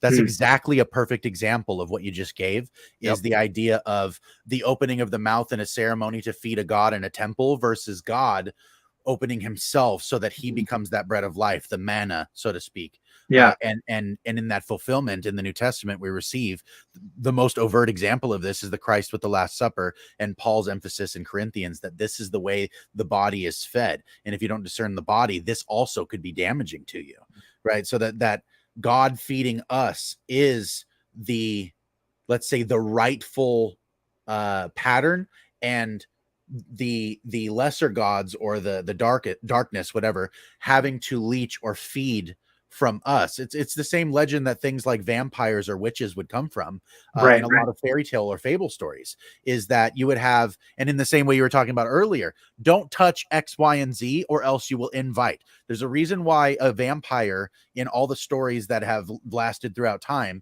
cannot enter in unless you invite them past the threshold. They can't enter into your home. Your home is a sanctuary of sorts, just like in the concentric circles of the symbolic and narrative structure that Peugeot would use. Your home is let's say, a higher or lower resolution version of you. And the further in you go, the more it's personalized down to your bedroom, where only you and maybe your wife or your children are allowed to be. Everybody's allowed to be in the living room. Strangers are allowed on the porch. Nobody's, and that's why you have a gate on the front. You have all these concentric rings to save you or guard you, or supplement a space, a buffering zone around you, so that you can interplay with the world without being completely overwhelmed all of the time, like a naked man in the forest at midnight. That would be, you have no home, you have no protection, no supplementation, you're naked and afraid, right? So to buffer ourselves against that necessary danger, damage, whatever, even from physical things, we build ourselves homes to keep things that are on the outside, to keep the things on the inside. And ourselves, our person, is reflective of that exact same principle. And that image of the man dancing naked in the woods, it also clearly reminds me of often those sort of druidic or Wiccan practices of people frolicking in the forest in the middle of the night. Right, exactly. And even naked, it's like, invite them in. It's like, no, don't do those things. But I don't want to feel like I know we kind of got off on a relevant tangent, but I don't want to dodge Jordan's question. I would say, to its point, I think demons as a fundamental creature that God had created, church tradition, and I think scripture would also follow this to a T, that they were created as good because God is the creator of all that is good, and all things are hilariously and radically dependent upon God's constant consent to exist. And so he continues to love his demons that exist, but because they've effectively rejected his will, that love is agony. It's agonizing. There's an old saying from Origen, one of the early church theologians, who said something like, the flames of hell are fueled by the love of God. And the image that come to mind is like, if you rub your hands really hard together, you get this friction and it gets hot. It's like, everybody knows somebody in their life that doesn't like hugs. And, if the grace of God in heaven is this supremely tight and ever embracing hug, rejection of that love is like wearing steel wool, and you just thrash so violently that you burst into flames. And you continue to fight against that, and that is in itself an experience of hell. So I think in a way, demons are in its perpetual state of agonizing realization that they reject God. They're coherently aware and keenly aware that of what they're missing out on as a consequence, and yet they are completely at God's mercy, as we've stated before. So I think, to answer his question definitively, I do think there's all demons effectively are fallen angels. Now, to his credit, Dr. Bly mentions there have been rare instances where exorcists claim to have stories where the souls of the damned who have cooperated with evil as a fundamental part of their character, like Judas the Iscariot, for instance, partake in this demonic activity themselves. And they do not respond to exorcism in a normal reactionary sense that a normal demon would. And Dr. Bly goes into this in great detail near the latter half of his book, where he encounters who he believes was Judas the Iscariot, who had made himself manifest in a demonically possessed person in one of his 2 run-ins with the Satan himself. Awesome. That's kind of similar, actually, to what I was asking earlier about the idea of those who are, let's say, oppressed by demons, or even interacting with them in a forward participatory way, being, let's say, consumed by them, and after their death are involved in kind of like I said, like distributing the consciousness of that demon over a wider range. In some sense, they're kind of gathering to themselves in a way that, like, there's lots of movies and stories where people have found, there's a soul reaper. There's somebody who's gathering souls into themselves to create a greater power so that they can act on the world because they themselves lack body. Right. And I do think, to a point, that's inversional to the truth in 2 ways. One, it's de-incarnational, because your body is consumed as a consequence of this, and you are replaced. And also to the extent of, it's not life-giving self-expression. It's chaos sowing self-destruction. You're not pouring out yourself as a libation to give space to Christ. You're rather asking these forces to push out every last bit of light that could be within you. And as an unintended consequence, like, the intention is to gain power. Like, that's all that the occult is, the church to understand it, is you want to gain some form of advantage or power that you currently lack. And instead of humbling yourself and asking Christ to make up for that which you are lacking, to make your weakness perfect, but to completely destroy your weakness entirely in this sort of prideful ignorance that we are almost all of what we are is weakness, in our sinfulness. So yeah, we end up destroyed, and there's little to nothing recognizable left. So yeah, I think you were onto something there. And that's directly relevant to the next question. Oh, Dale, are you saying? Yeah, just before we get to, so KR, you're coming up next, but I just want to ask a question. I missed part of the show, so if you've already answered this, just tell me and we can move on to KR's question. But I'm curious, our mutual friend and kind of a minor co-host named Caleb Jackson is working on a documentary with Cameron Bertuzzi about exorcisms and demonic possession. And he's looking for particularly evidential cases that, where there's a case where even unbelievers could kind of assess the evidences.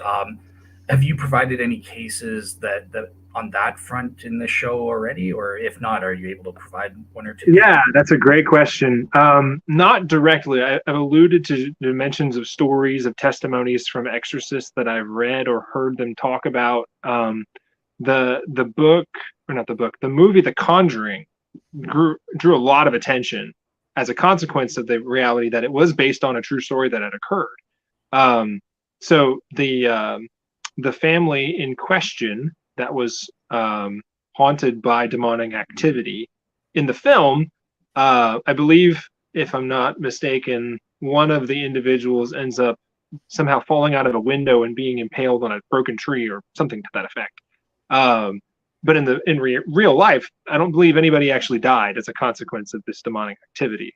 And I don't recall the outcome of this interaction between exorcist or exorcists and this family, but I do know it's documented. So that would be one that maybe Cameron and his team would want to look into. That one's garnered at least some major national attention. And then recently, the film that came out, was it not Insidious? It was the one where the guy was in prison. Nefarious. Nefarious. Thank you. Yeah. That one is also based on a true story and has physiological locations attached to it. So those are two ones he might start with. I do know there are some on record. Oftentimes, though, that information tends to be squelched out of not only respect for the privacy of those involved, but simply for the fact that you can often attract unwanted attention, either through media coverage or things like that. People, again, the church in her wisdom often chooses to avoid sensationalizing these sorts of things, not out of an ignorance to the reality of what's going on, but just due to the fact that people have rampant imaginations and may seek to find trouble that ought not be found. Right on. Guys, before we've got two audience questions left, and before we get to them, I just want to plug today's sponsors of this show. And if you all would go to barnabasclothing.com, they have all kinds of Christian apparel. I'm actually on their new bestsellers tab right now. Jesus Saves hoodies, t-shirts, Love Your Enemies. The same sticker that I actually got right here, they can put on t-shirts. It's their original design. So Jesus Saves hoodies, America. They got trucker hats for any buddy that likes those. Also, I'm wearing one of their shirts right now, and this is the back of that shirt. Search and Rescue. It's got a little heart guy holding up a cross with light emanating out of it, standing on top of a demon. So I had to connect this shirt in with this show in some way, shape, or form, and this is the only way I know how to do that. But I'm actually wearing this shirt right now. I would turn around, but yeah, the back of it is right here. And it is super, super comfortable. Like, I love the quality of Barnabas Clothing shirts. And I mean, I've got more on the way. And what's cool is we're going to be doing, as soon as they get here, we're going to be giving some of this Barnabas Clothing merch out for free. So y'all want to stick around for that. I've got shirts coming, I've got flags coming, and I've got hoodies coming as well. So I think I got one hoodie, two shirts, and one flag coming to be just given out. I want to do that. I like doing little giveaways every now and again on the show, and I want to do that for our audience. And so if you can't wait for that, like I said, go to barnabasclothing.com. What's really, really nice is if you enter code, I got a discount code for 15% off. I'll throw it up on the screen right there. BCAMB Tyler F 15. That's B as in boy, CAMB boy, Tyler F 15. Enter that code at your checkout and you will get 15% off. Again, that's barnabasclothing.com for all of your Christian apparel and merchandise needs. And so thank you all for that. No worries. And big thank you for barnabasclothing.com for sponsoring us. We really, really appreciate that. So go ahead, Dale. So, all right, cool. So I'll bring up, without further ado, KR. Yeah. So he's asking about aliens. So people like Hugh Ferry will say, well, these are actually demons, UFO sightings and stuff like that. So, do demons have technology? Yes. Dr. Hugh Ross says this as well. I'm jumping in. I don't care. We've done an episode on this very thing with Dr. Hugh Ross before. So definitely check out that video. But I do want to get Nick's answer. Yeah, was Dr. Ross? I don't remember. There was a name attached to.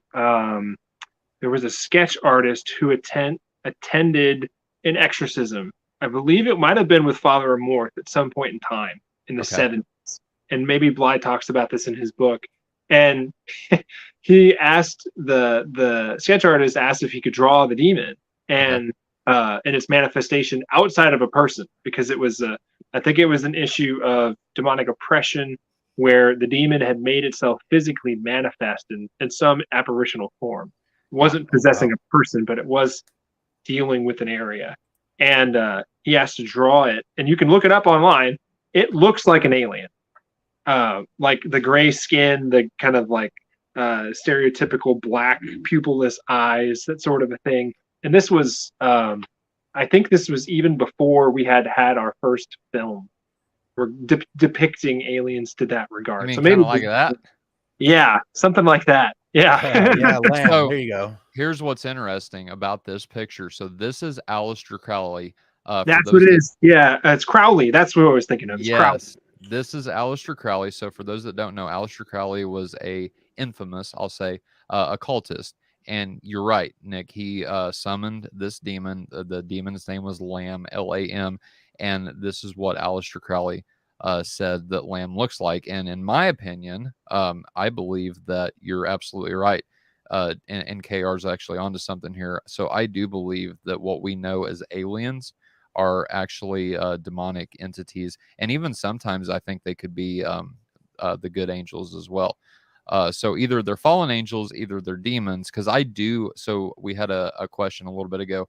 I do take the Enochic view on demons and fallen angels, and believe they're two kind of separate categories, even though they're definitely intertwined with each other. Hmm. But I do believe they're two separate categories. But regardless of what they are, I do think that there's a connection between aliens and demons or fallen angels. I'll say one last thing, and then Nick, I'm sorry to interrupt, but I just had to add You're this fine. up there. But Aleister Crowley said this. He's famous for saying this line. He says, "Today they call them angels and demons. Tomorrow they will call them something else." And I think that we've hit that transition period, and we've hit it for a little while now with this whole alien, in my opinion, nonsense. And so, yes, I believe he was onto something. I believe he saw what he said he saw, and I believe this is an accurate representation of what he saw. So to answer that, KR, in short form, yes, I think you're onto something. But go ahead, Nick.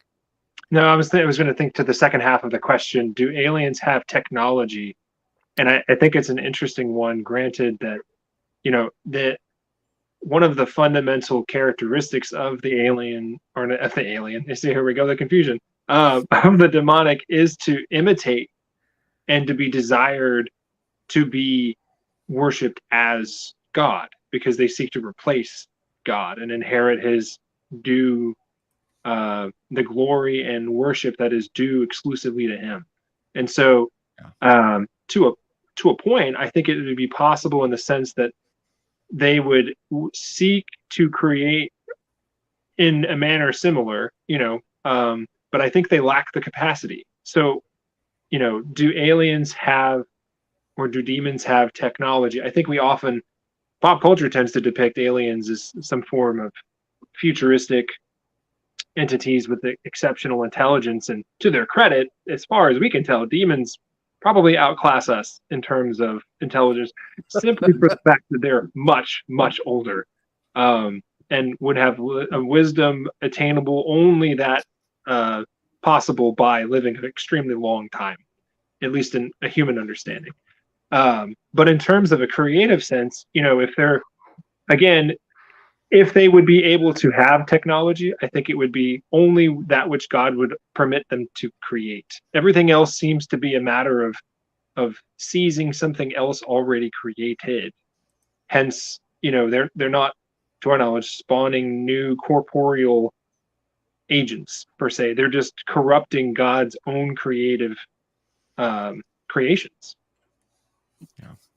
And to add to that, just briefly, the idea of alien or foreignness is actually something that you can think about in terms of this idea of story or symbol as well. And it's something that has a great overlap with what I'm interested in, is that when we live in small communities that are not technologically advanced internally, as in if we were in a camp and we had a fire and it was night, the fire would be the central place of our explored territory, and the outward reaches of the fire would be the place in which we could see and know what is happening, right? Because that light is revelatory. You can see, you can know, you can understand.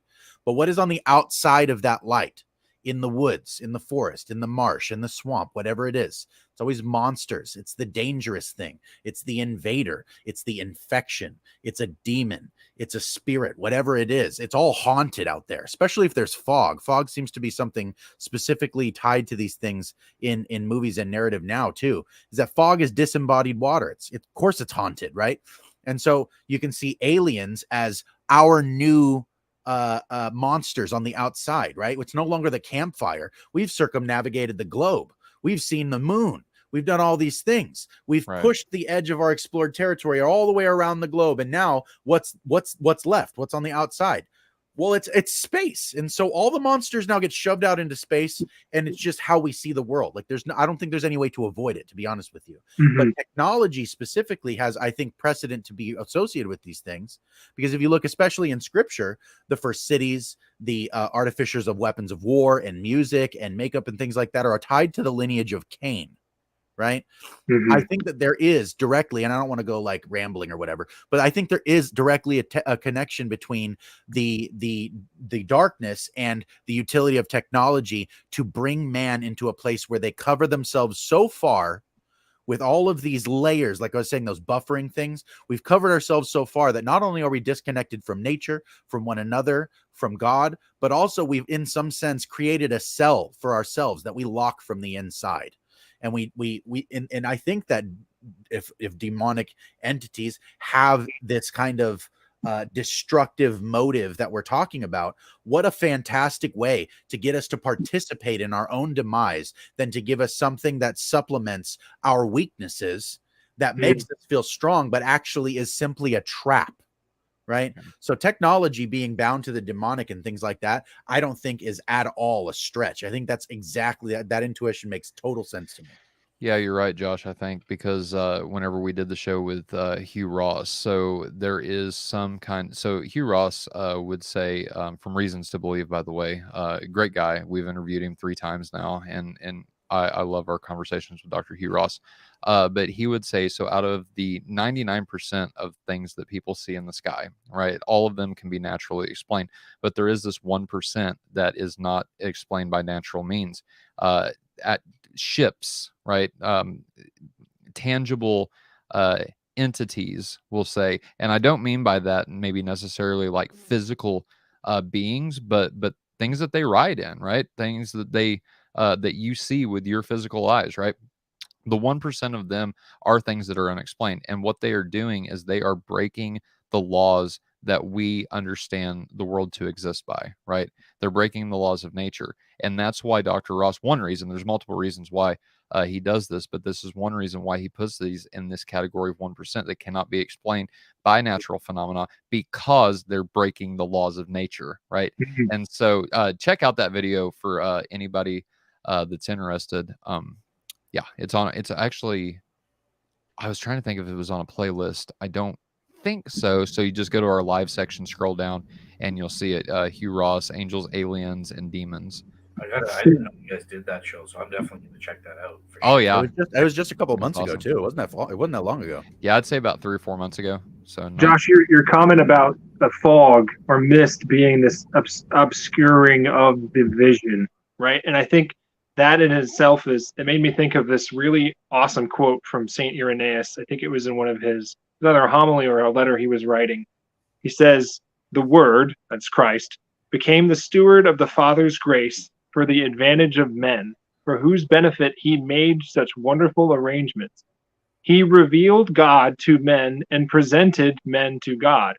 He safeguarded the invisibility of the Father to prevent man from treating God with contempt, and to set before him a constant goal toward which to make progress."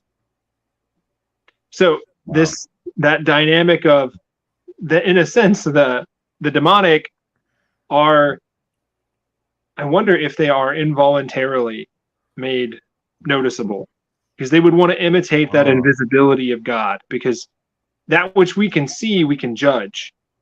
And that which we can judge, we can hold in contempt or admiration.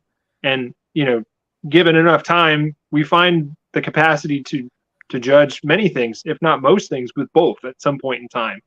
And yet we only have the only accessible icon of God is the Son, and rightfully so. And so that, anything else is, we create some form of a straw man to judge in God's absence, but we lack the capacity to see and therefore possess that thing.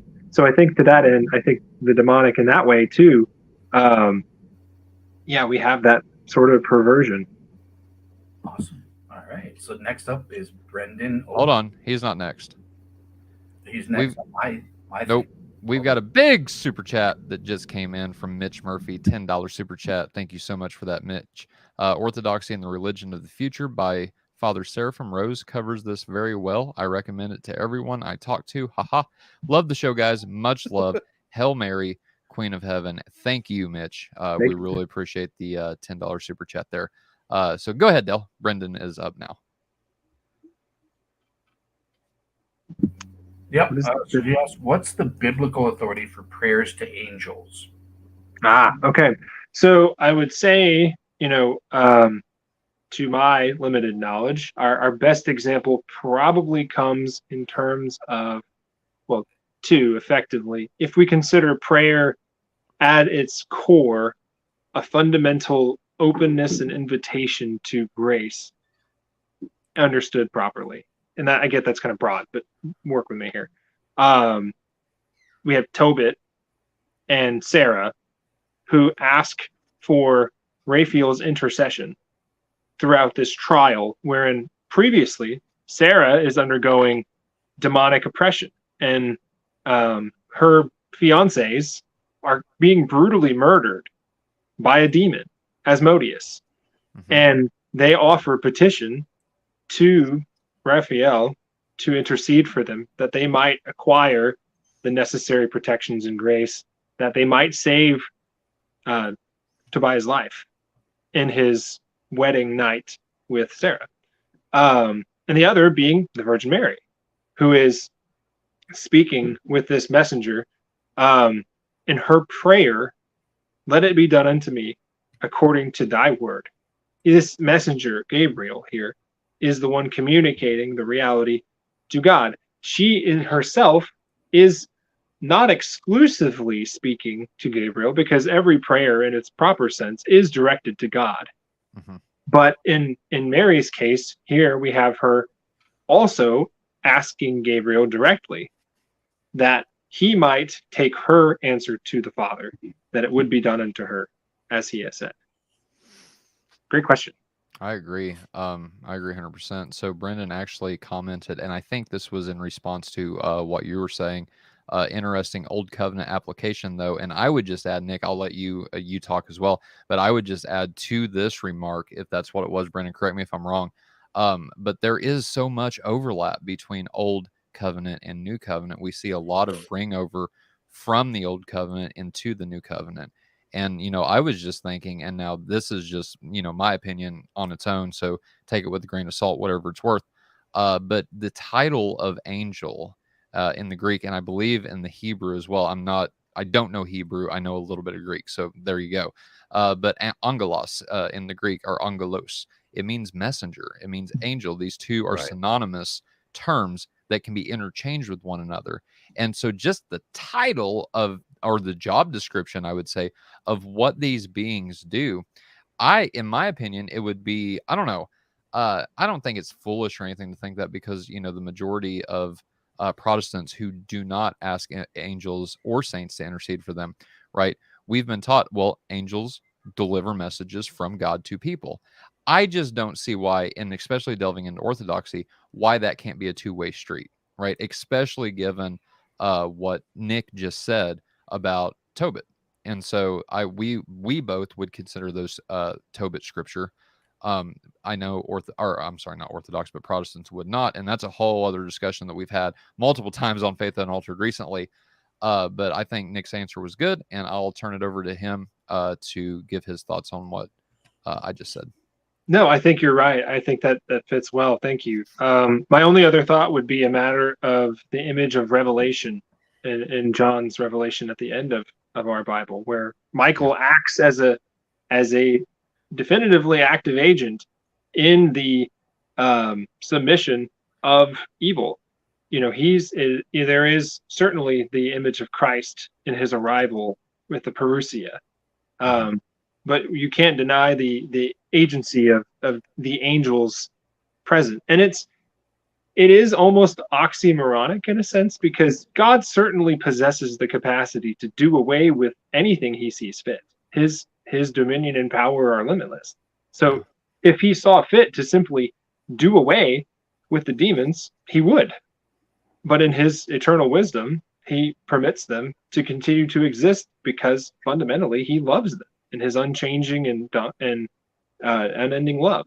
So to enable the angels then that are obedient to him to act in a manner consistent with his will, and furthermore to be part of that host that worships him at every single mass or divine liturgy celebrated across the world, is certainly not out of character. A number of the texts that priests will use in the liturgy ask both the full communion of saints who are present at this celebration of the one true sacrifice at the Last Supper, made present now at the Mass.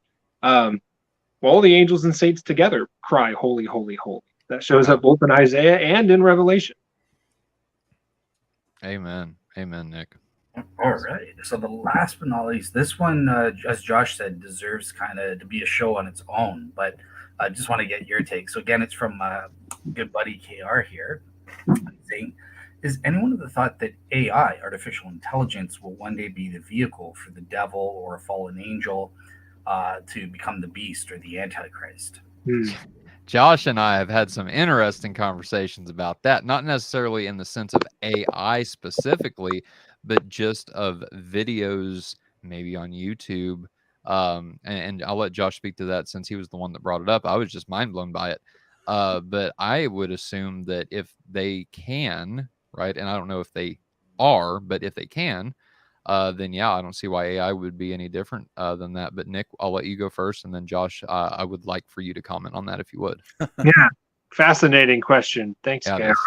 I certainly think there's a thematic vein that they could fall into per se. I hesitate to use those images directly as a sort of marker per se. I think there's been a sensationalism of sorts, especially in Western cultures, historically, to look for indicators from Revelation as to when the end of time will be.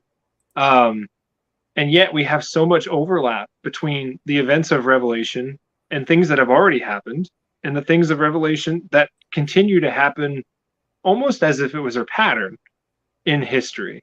And specifically, the term antichrist doesn't exist in the book of Revelation. That word is reserved for, as far as I know, 2nd John and perhaps 3rd John. When he speaks about antichrists proper, he uses the term basically to describe former Christians who have, and the modern term I think would be deconstructed, or have become a form of early heretic, if you will, that seeks to sow either confusion or to proselytize folks for their own personal gain, some distortions of the gospel or distortions of what the witness to the character of Christ was.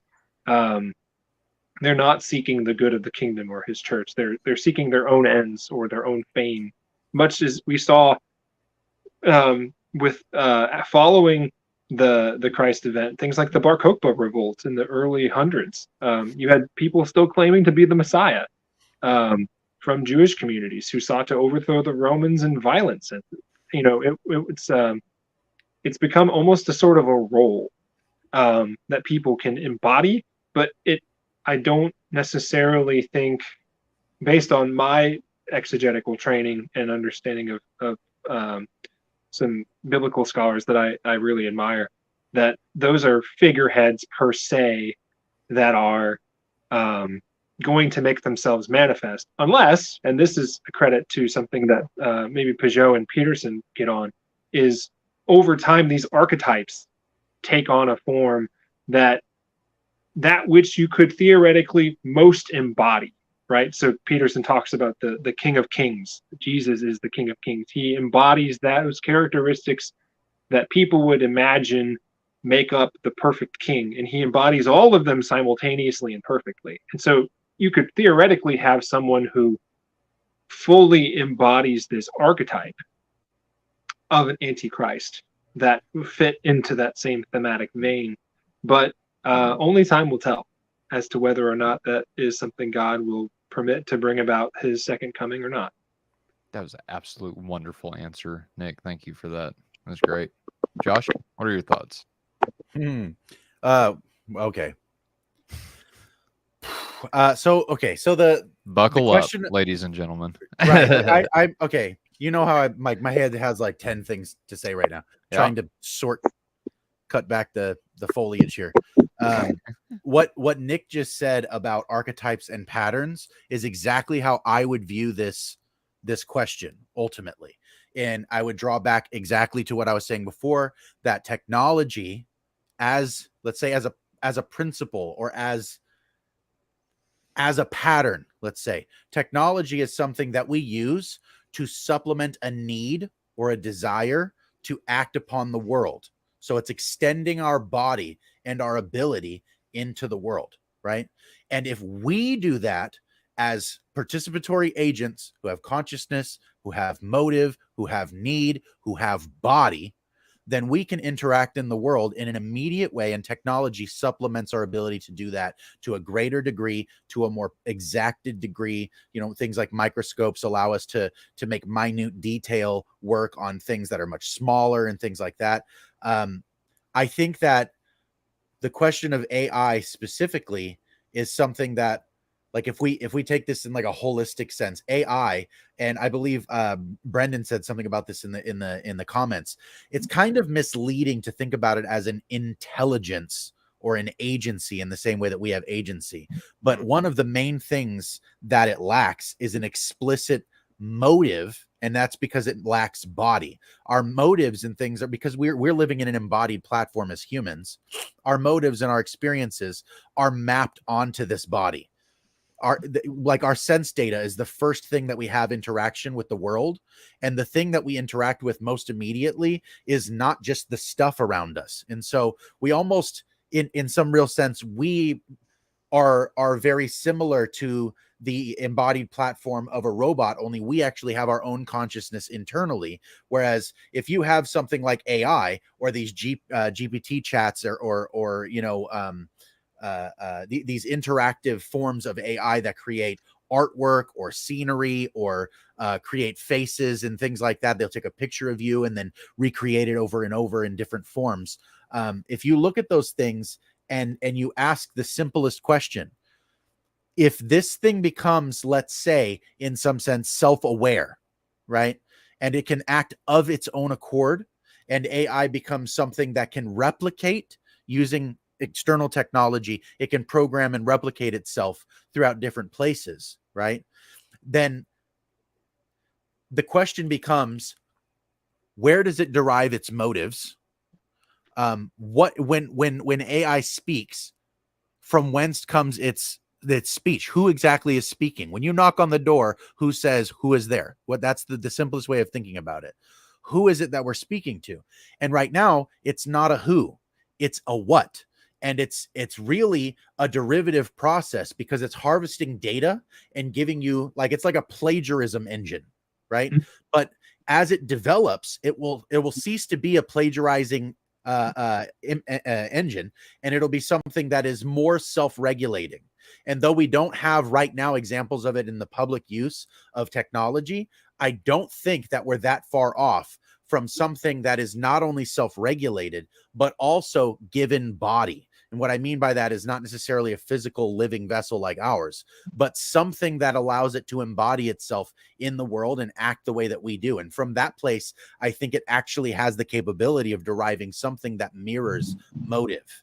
And at that point, I think that you can have a real danger for something like a negative or a dark consciousness operating through something like that, right? We're not yet to that point, but I don't think we're far off from something that would allow an embodied platform that has some semblance of sense data that it can use in the same way that we do, but lacks that initial or sourcehood of consciousness. That, like, this comes back to the idea of free will, and we have lots of shows on that if you guys want to talk about that, but we have lots of shows on free will. But one of the things that makes us unique is that we have what's called sourcehood, which is ultimately that I am the causal power of my own decisions and things like that. It is not the reasons or drives or motives that I have are not simply a mechanism from desire to action.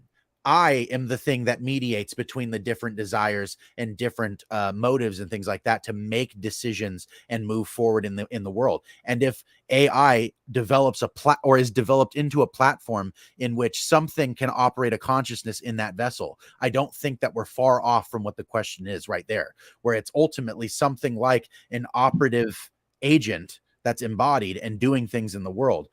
Specifically, Tyler mentioned something else that was, we were talking about watching things on YouTube, watching videos, watching, let's say, exorcism movies or dark movies, things that like are horror films or really gory kind of violent films. And then people have this sense that, I watched that, I feel covered in it now, right? Something from in there is on here. I don't know what to do about it. I don't really know what to call it. Some people think, oh, I invited something in. Like we were talking about the taboo of Ouija boards and tarot cards and stuff like that.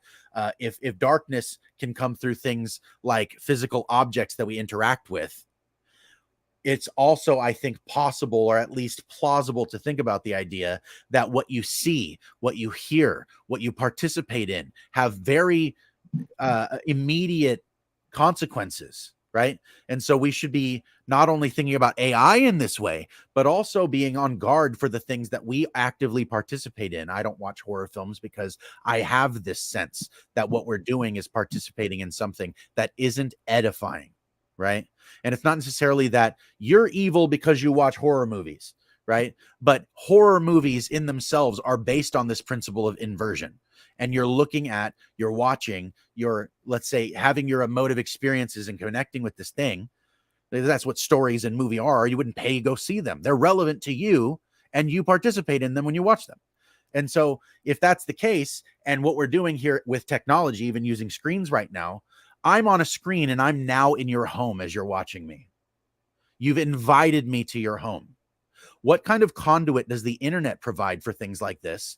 And how does that play in even to the things like this nasty uptick in horrendous kind of online interactions and the polemics and the people hating each other? We have more access to each other and to information than ever before in human history. And it seems like it's making us worse. And so I don't think that it's far off. Like I said, this connection between the demonic and technology, I don't think is like just an arbitrary thing. I think that's really like goes back down to the basics in scripture. The first fratricidal murder was Cain, and his family was credited with creating the first cities, creating weapons of war, things like that. This gang war retaliation kind of principle where you kill one of me, you'll kill 7 of you. That kind of thing, I think, draws right back to a biblical principle. Awesome. Yeah, that's a good insight there, Josh. I do think to a point also, technology on its own it's a tool, and we are able to do with it as we see fit to a point.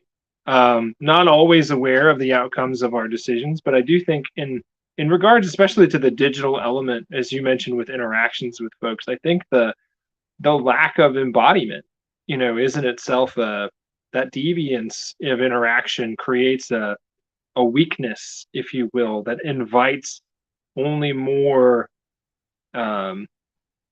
discord or opportunities for us to lash out with seemingly lack of consequences. Those sorts of things aren't present when we're in the face-to-face. Right. You lack the warmth of even joyful interactions. It's awesome what we're able to do with online discourse and sharing of information, but doggone, you just wish you wish you had a bonfire sometimes, just sharing in one another's company, because we have this body soul composite. Our bodies are created and are good, and they enhance our embodiment and function as our means of worship to the Lord. It's not just a matter of being spiritual. It's, if you are, in a sense, you're activating that through your body. Yeah, I don't have anything like particularly intelligent to say kind of thing on this. I've never thought about it. I kind of agree with Brendan in the comments about AI being a total misnomer. But so totally apart from thinking, well, could the Antichrist be an embodied AI or something like that? Even forgetting about that, I think we have to remember, look, demons have always used objects. Going back to Paul, he says demons stand behind inanimate objects like idols and stuff like that, and you influence people that way. So I definitely think that demons can use technology to bring out the worst in people or influence them, even if I'm not sure about the question of like possessing or something like that, AI. So yeah.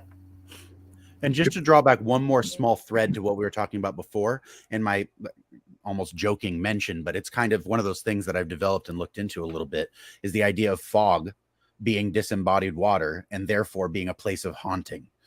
Fog that's lit up, let's say over a body of water, usually in a story represents something like a good spirit coming to you from a place of beyond. Whereas dark water and dark fog are a place of haunting that brings something of negative consequence, right? And so I looked this up because I was curious.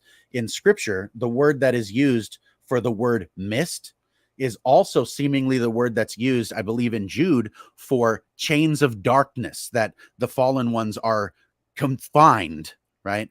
And so, like you said, this shroudedness, this covering, this ambiguity, right? So that they keep themselves in some sense drawn away from our immediate recognition. We can't see them necessarily unless something happens. Like you said, it's almost inadvertent that they're seen or experienced in that way or whatever. Not that they'd always be shrouded in that way because they're trying to be shrouded or whatever. But it seems to me like the idea of mist or fog, a covering that makes it you can't see through it, whatever, right? That idea of a veil, right? I think that's directly relevant also to this question of how AI is able to kind of, like I said, provide body for interaction. They can do things in the world in a way that they couldn't without body, because body is what gives us the ability to interact in the world. You know what I mean? And so that drawback to mist and the chains of darkness that they're confined in until judgment, I think is something that if we took time, we could probably draw that out more. But I just wanted to kind of, round out that point, because that was something that came up a couple of times. Cool. Yeah. Awesome. Yeah. I see we have Fire. He's trying to give his story in the comments. Do we want to show that or bring him on? I don't know. There we go. Yeah, I'll throw it up. Long story short, argument with my father generated some nasty emotions, was ruminating in my room, saw a big pitch black entity standing in front of me, collided with me, hair stood up, didn't sleep. And then that happened in 2009, and they were a junior in high school. And he also said that some other weird things have happened since too. Yeah. Also, if y'all, if any of our other listeners, if you want to tell us your story in the comment section, we would love to hear about it. I mean, I'm very interested in this subject. And Nick has made me more interested in this subject. I didn't think it was possible, Nick. But I love getting different perspectives on this, because I've got the Orthodox perspective, Dell's got the Protestant perspective, and you've got your Roman Catholic perspective, and they're similar, right? They're all similar, and yet there's different emphasis in each. And so I love that. I look at it like we're all different puzzle pieces, and we're making a bigger picture here. And so it's a wonderful thing. But if you guys are good, we're about at the 2 hour and 30-minute mark. If there's anything else you want to guys talk about, I'm good with it. I'm along for the ride on this one. Or if we want to wrap, we can. So one it's up to you. Yeah, go ahead, Bill. From me. So someone in the audience, I forget who it was who said it, but I thought they had a great idea. So like, Faith Unaltered, we used to do kind of audience participation shows. Yeah, that was KR. Yeah. That was AR. Yeah. So, starting in August, we're kind of doing that rotation thing. So for my week, I might do kind of like, let's do an audience participation show to take a break from the guests and let's bring up the audience. So yeah. Let's do it. Yeah, I agree. And I might do that on one of my episodes too, have an open mic night. I know David used to do that all the time on Pora. And we had started, I think we did a couple of them really early on in Faith Unaltered's birth, I guess we'll say.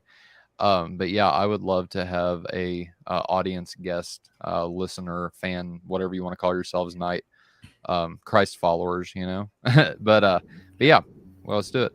Cool. Yeah, over to you to take us out. Nick, I don't know if you need a closing word or hopefully.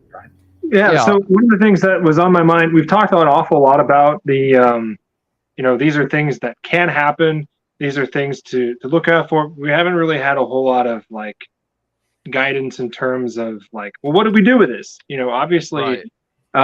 It's something to be aware of and not necessarily fearful of, but something we ought to respect, as an element of God's creation and of the world we live in. And oftentimes, we have this odd dynamic of seeking to understand things that we're terrified of. And maybe rightfully so, if nothing maybe more terrifying than the face of God. And yet we yearn to see that which might destroy us, as commonly a theme in the Old Testament. And so wherever this, leads you guys going forth, know that you can take solace in that, there is really the only way in which you can invite that sort of demonic into your life is through a direct or indirect invitation. So there is a wisdom in ordering yourself in a manner that is consistent with spiritual vigilance, I should say, out of a recognition of this reality. There are evil spirits at work tempting us daily, and they are huge cheerleaders for us. Go ahead, do that thing. And as soon as you do it, they take the form of the accuser and remind us of our sins and try to drag us into despair. So fundamental things to keep in mind in our own embodied experience. It is something of practice, seeking spiritual protection, I think, is something that thematically has been the case over the development of myths in history. Josh mentioned vampires. I think the wooden stake and silver bullets of old and the salts are things that are referenced by historical theme in regards to these monsters as means to keep them away. Crucifixes, often being a repellent of evil, and that's true. Blessed items are things that lack authority on their own, but are means in which we engage grace. So like holy water, for instance. My wife and I, we bless our kids with this and ourselves every night before we go to bed. It is in itself ordinary water, but it has been blessed by a priest who wields the authority of Christ in his office as priest, as conferred by the successors of the apostles, the bishops. And it is more, or maybe not more, but equally an opportunity to avail ourselves of God's mercy and power in the face of evil. I think the aversion to sacred objects by the demons is testimony in itself that things like blessed chalk, which many Catholics will use for Epiphany blessings at their houses every year. They'll mark C, M, and B, which is Caspar, Melchior, and Balthazar, the three wise men, and the year that they're praying the Epiphany prayer for their home every year as a means to invite spiritual protection for their home to keep anything out. And Dr. Bly in his book mentions a young woman who was welcomed into a Catholic home by a practicing Catholic family. She was homeless. They wanted to be hospitable to her, so they invited her in. and she stayed with them for a couple of weeks, and they started having some instances of what appeared to be demonic activity in their home. So they invited a priest to come by, and the young girl glared at this priest on the porch and did not want him to come in at all.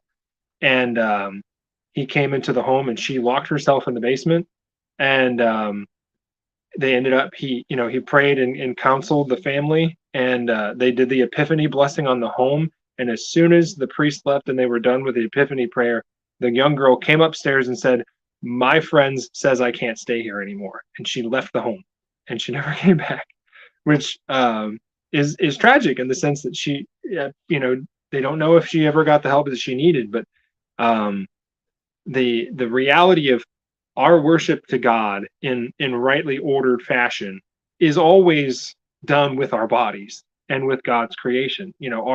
Our vessels, even the items Christ chose in His wisdom to create the Eucharist, were of God's own creation. The bread, the elements of bread and wine, bread of fruit of the earth and work of human hands. May this become our spiritual food. The blessed wine, fruit of the vine and work of human hands. May this become our spiritual drink, as the priest would pray at the doxology prayer at every mass. Things like sacramentals, like I have on my wrist here. This is it's a Saint Benedict medal on a bracelet. There is a prayer that is attached to it, asking for Saint Benedict's intercession. He himself has a number of stories in his life dealing with the demonic and being protected from poison at one point in his time, much like Paul had been saved from the poison of a venomous snake. Unlike Paul, he was not mistaken for a god by those witnesses.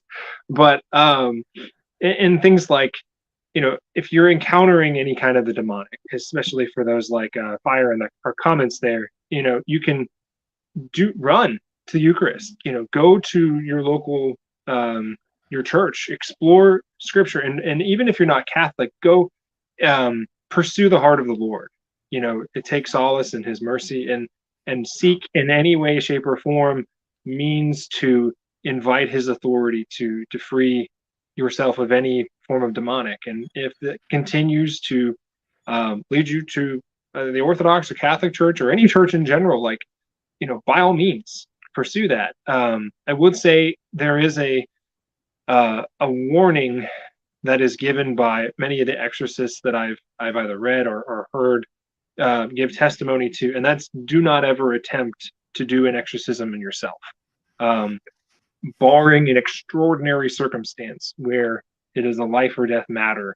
And I mean that in as serious of discernment as possible.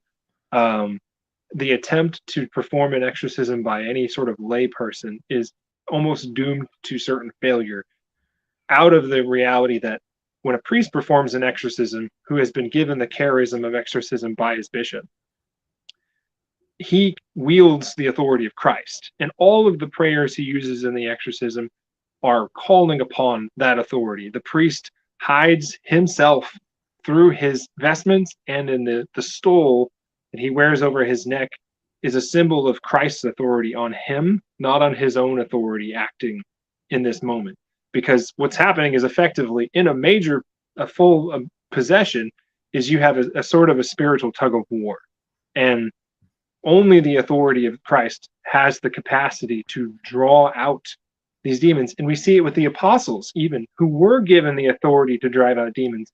Yeah. It still requires intense fasting and prayer at times to properly wield that authority, lest it be wasted and ineffective. So for any ordinary person to attempt to enter into this tug of war with a demon, it's far craftier and far more seasoned than we could ever hope to be. And Dr. Bly actually mentions a story in his book where a well-to-do but kind of arrogant Catholic man who thought he knew what he was doing attempted to do such a exorcism on his own, And when he made contact with the girl, he became possessed. The demon moved from her into him, and he needed to have a major exorcism in order to free himself from the clutches of the demon. So, trust in the Lord at all times, and to lean on his treasures of grace made known to man through his church, and lean on those when possible. And of course, if ever fully needed, don't hesitate to call. There are exorcists around for a reason. God willing, they're not as needed as possible. But if you have things in your home of the occult, like Ouija boards or tarot cards or things, even just in terms of they don't even necessarily have to be occultic items. I remember, growing up as a kid, it was like, hey, these shows are awesome, like Naruto or Dragon Ball Z or whatever. Like, those things were really cool as a kid. Sometimes they embody elements in them, like some Eastern spiritualities, for instance, like yoga as a common one that many exorcists say is something that appears benign but is often an invitation for the occult, because in the actual Eastern spiritualities, yoga is a form of prayer, and it's asking these lower deities of Brahman's manifestations to bind themselves to your body in the process of doing these prayers. And many exorcists testify that some of the demonic possessions they've had to exorcise were a consequence that started with people engaging in yoga. So the poses themselves have no power. It is often just as much the intention of the action. So I would say, if any of our viewers or people who engage in yoga now don't jump into hysterics and question whether you've invited this in, maybe be aware, but know, what you do with your body matters, and everything that you choose to do, whether it be to give glory to God or glory to yourself, or otherwise invite evil in. So that sort of vigilance is something of practice, and blessing yourself with holy water, or even just the sign of the cross itself it's a powerful tool of spiritual protection. Do it multiple times a day, and make a habit of those things, because doing them once isn't enough. I can't remember who said it as an early church father. It might have, I want to say Athanasius, but I could be wrong on that. So if any of you guys know, let me know. But he was talking about how making the sign of the cross, magic just stops to be what it is, even in the midst of, somebody casting a spell, just by making the sign of the cross, it eliminates that. It's done with at that point. Yeah, I forget. I want to say it was Athanasius, or maybe I want to say Athanasius, but I will look that up and confirm it. But yeah, you're absolutely right, Nick. There are definitely things that you can do, and this is where I wanted to go last before we wrapped up. Is practically, you said we've been talking about this for the entire episode now. Yet, what do I do if I absolutely, if I have this happening to me? And I think it's real. I think that, obviously we believe in God, we believe in Jesus, we trust Jesus with our lives. And yet the Bible talks about Satan. So we have to acknowledge his existence as well, and acknowledge the existence of other demons, fallen angels, and just darkness in general, right? Even if it doesn't have a name to it, just there is evil in the world, and there's darkness. And if you're specifically interacting with this darkness, right, with what we've been talking about, I believe Josh said it, and Nick just alluded to it as well. But you feed yourself so much of, and I don't mean literally, right? In a way, I do mean literally, but by participating in goodness or evil, by participating in light or darkness, this is what you are in effect consuming. And the more you consume one over the other, the more, it's the Orthodox teaching, and it sounds like it's the Catholic teaching as well, but the more you're going to become what you consume, right? You are what you eat in a very spiritual way. Mm-hmm. But I think that is the main thing to take away from this episode, whenever it comes to the practical aspect of it, is that fuel your energy with prayer, fuel your energy with fasting, fuel your energy with Bible study, fuel your energy with holiness, right? And I believe that the Orthodox call it the process of theosis. Uh, Protestants call it sanctification, right? And I think it's sanctification as well, Nick, for Catholics, right? Becoming like Christ. Yeah, Okay. I think it definitely falls in line with the same thing. Okay. There was a really great talk I heard recently about from a monk from our local monastery over in St. Meinrad, just about 40 minutes east of here. Yeah. He talks about wearing the disciples of who any teacher back then would wear the dust of their teacher by Wow. walking so closely behind them. And Yeah. so you wear the dust of that which you follow, and it accumulates on you over time. And so where Right. you tread is what you'll wear. Yes. And the more you follow that, the more dust you're going to accumulate it.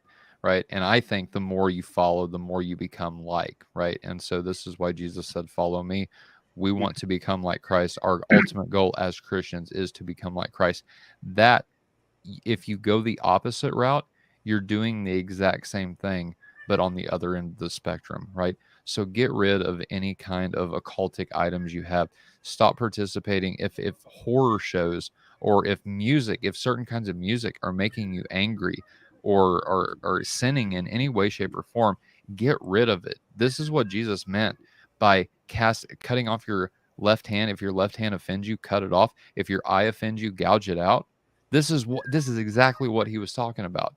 And so I'm a huge believer in participation and a huge fan a huge fan of participation and participating in the things in holiness we become more holy, participating in darkness we become more dark. And I think that's the practical advice that I would give anyone watching this episode that's dealing with this. Ignore it if you can. If it's getting to the point on where, Nick was talking about earlier, if it's actually trying to interact with you, then that's probably demonic and seek help. If it's a spirit of a child, pray for the child, even if you don't know who it is. God does, and if He's allowing you to see manifestations of children or adults and they're not interacting with you, then pray for that person. God, I don't know who this is, but they need my prayer or they need something. Would you reveal that to me? Make it known what they need. And if that doesn't happen, then I would pray. I don't think there's anything wrong with praying for people. And so we're commanded to in Scripture, actually. But other than that, that's about all the practicality that I have. I would just emphasize, what Nick did as well, and turn it over to Dale or Josh as we wrap up. Go ahead, Dale. Yeah, no, nothing for me to say. Great. Yeah, no, nothing for me to say. Really, it was a great show. Man, it was a joy in the audience as well. This is kind of a return to form. This is what I like to see and stuff like that. So, thank you to Nick for being a great guest, and thank you to those in the audience for making it a great experience. This felt like a Faith Unaltered of old. I enjoyed it. So, Dale, are you pleased? I am very pleased. The heck with pleased. I am very pleased. Yes. Well, going out. So this is my last show for a while. The 8th, and then we got the 21st. And so I wanted to do something special, and I hope I accomplished that tonight. So, Josh, go ahead. Oh man, I also am very pleased. Good, And just to reemphasize something that we've been talking about for the last probably 10 minutes or so with this encapsulation of now what? What am I to do about it, right? Because practicality and participation are, they're practically the same thing. So one of the things that was brought up, but I think we could probably make emphasis of as the best thing for this closing is not necessarily, are you trying to participate in darkness? Usually you're not trying. Usually you're not thinking about it. Usually there's a veil or a fog and you're not recognizing what it is, right? And so the best thing you can do is, like Christ said, be aware, be present, be alert, right? Don't be caught off guard, right? He talks about the days of Noah, where the flood water came. They were living their lives, getting married, having parties, doing whatever, having their lives. They were just living normally and not paying attention, and the flood water overwhelmed them as a surprise. And he says, don't be like that, because the end times will be like Noah. It'll come at you, just boom, So be alert, be vigilant. This is eschatologically minded. The king is coming. Be ready when he arrives, because the king is coming, right?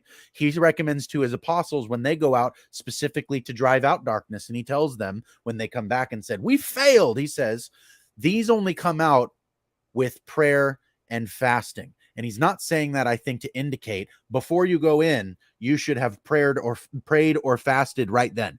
I think what he's saying is this should be a mode of living. That fasting is a discipline of the physical appetites, and prayer is a direct connection and communication, and let's say this, like you were said, a covering that God is there in and with you.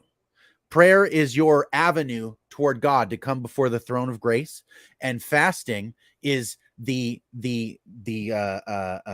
reigning in or control over, a discipline toward your physical appetites or desires or whatever. And so if you're in a position where you're being discipled, you should be in a position where you're recognizing, I have physical appetites that need to be controlled, and I also have a need for constant communication with God.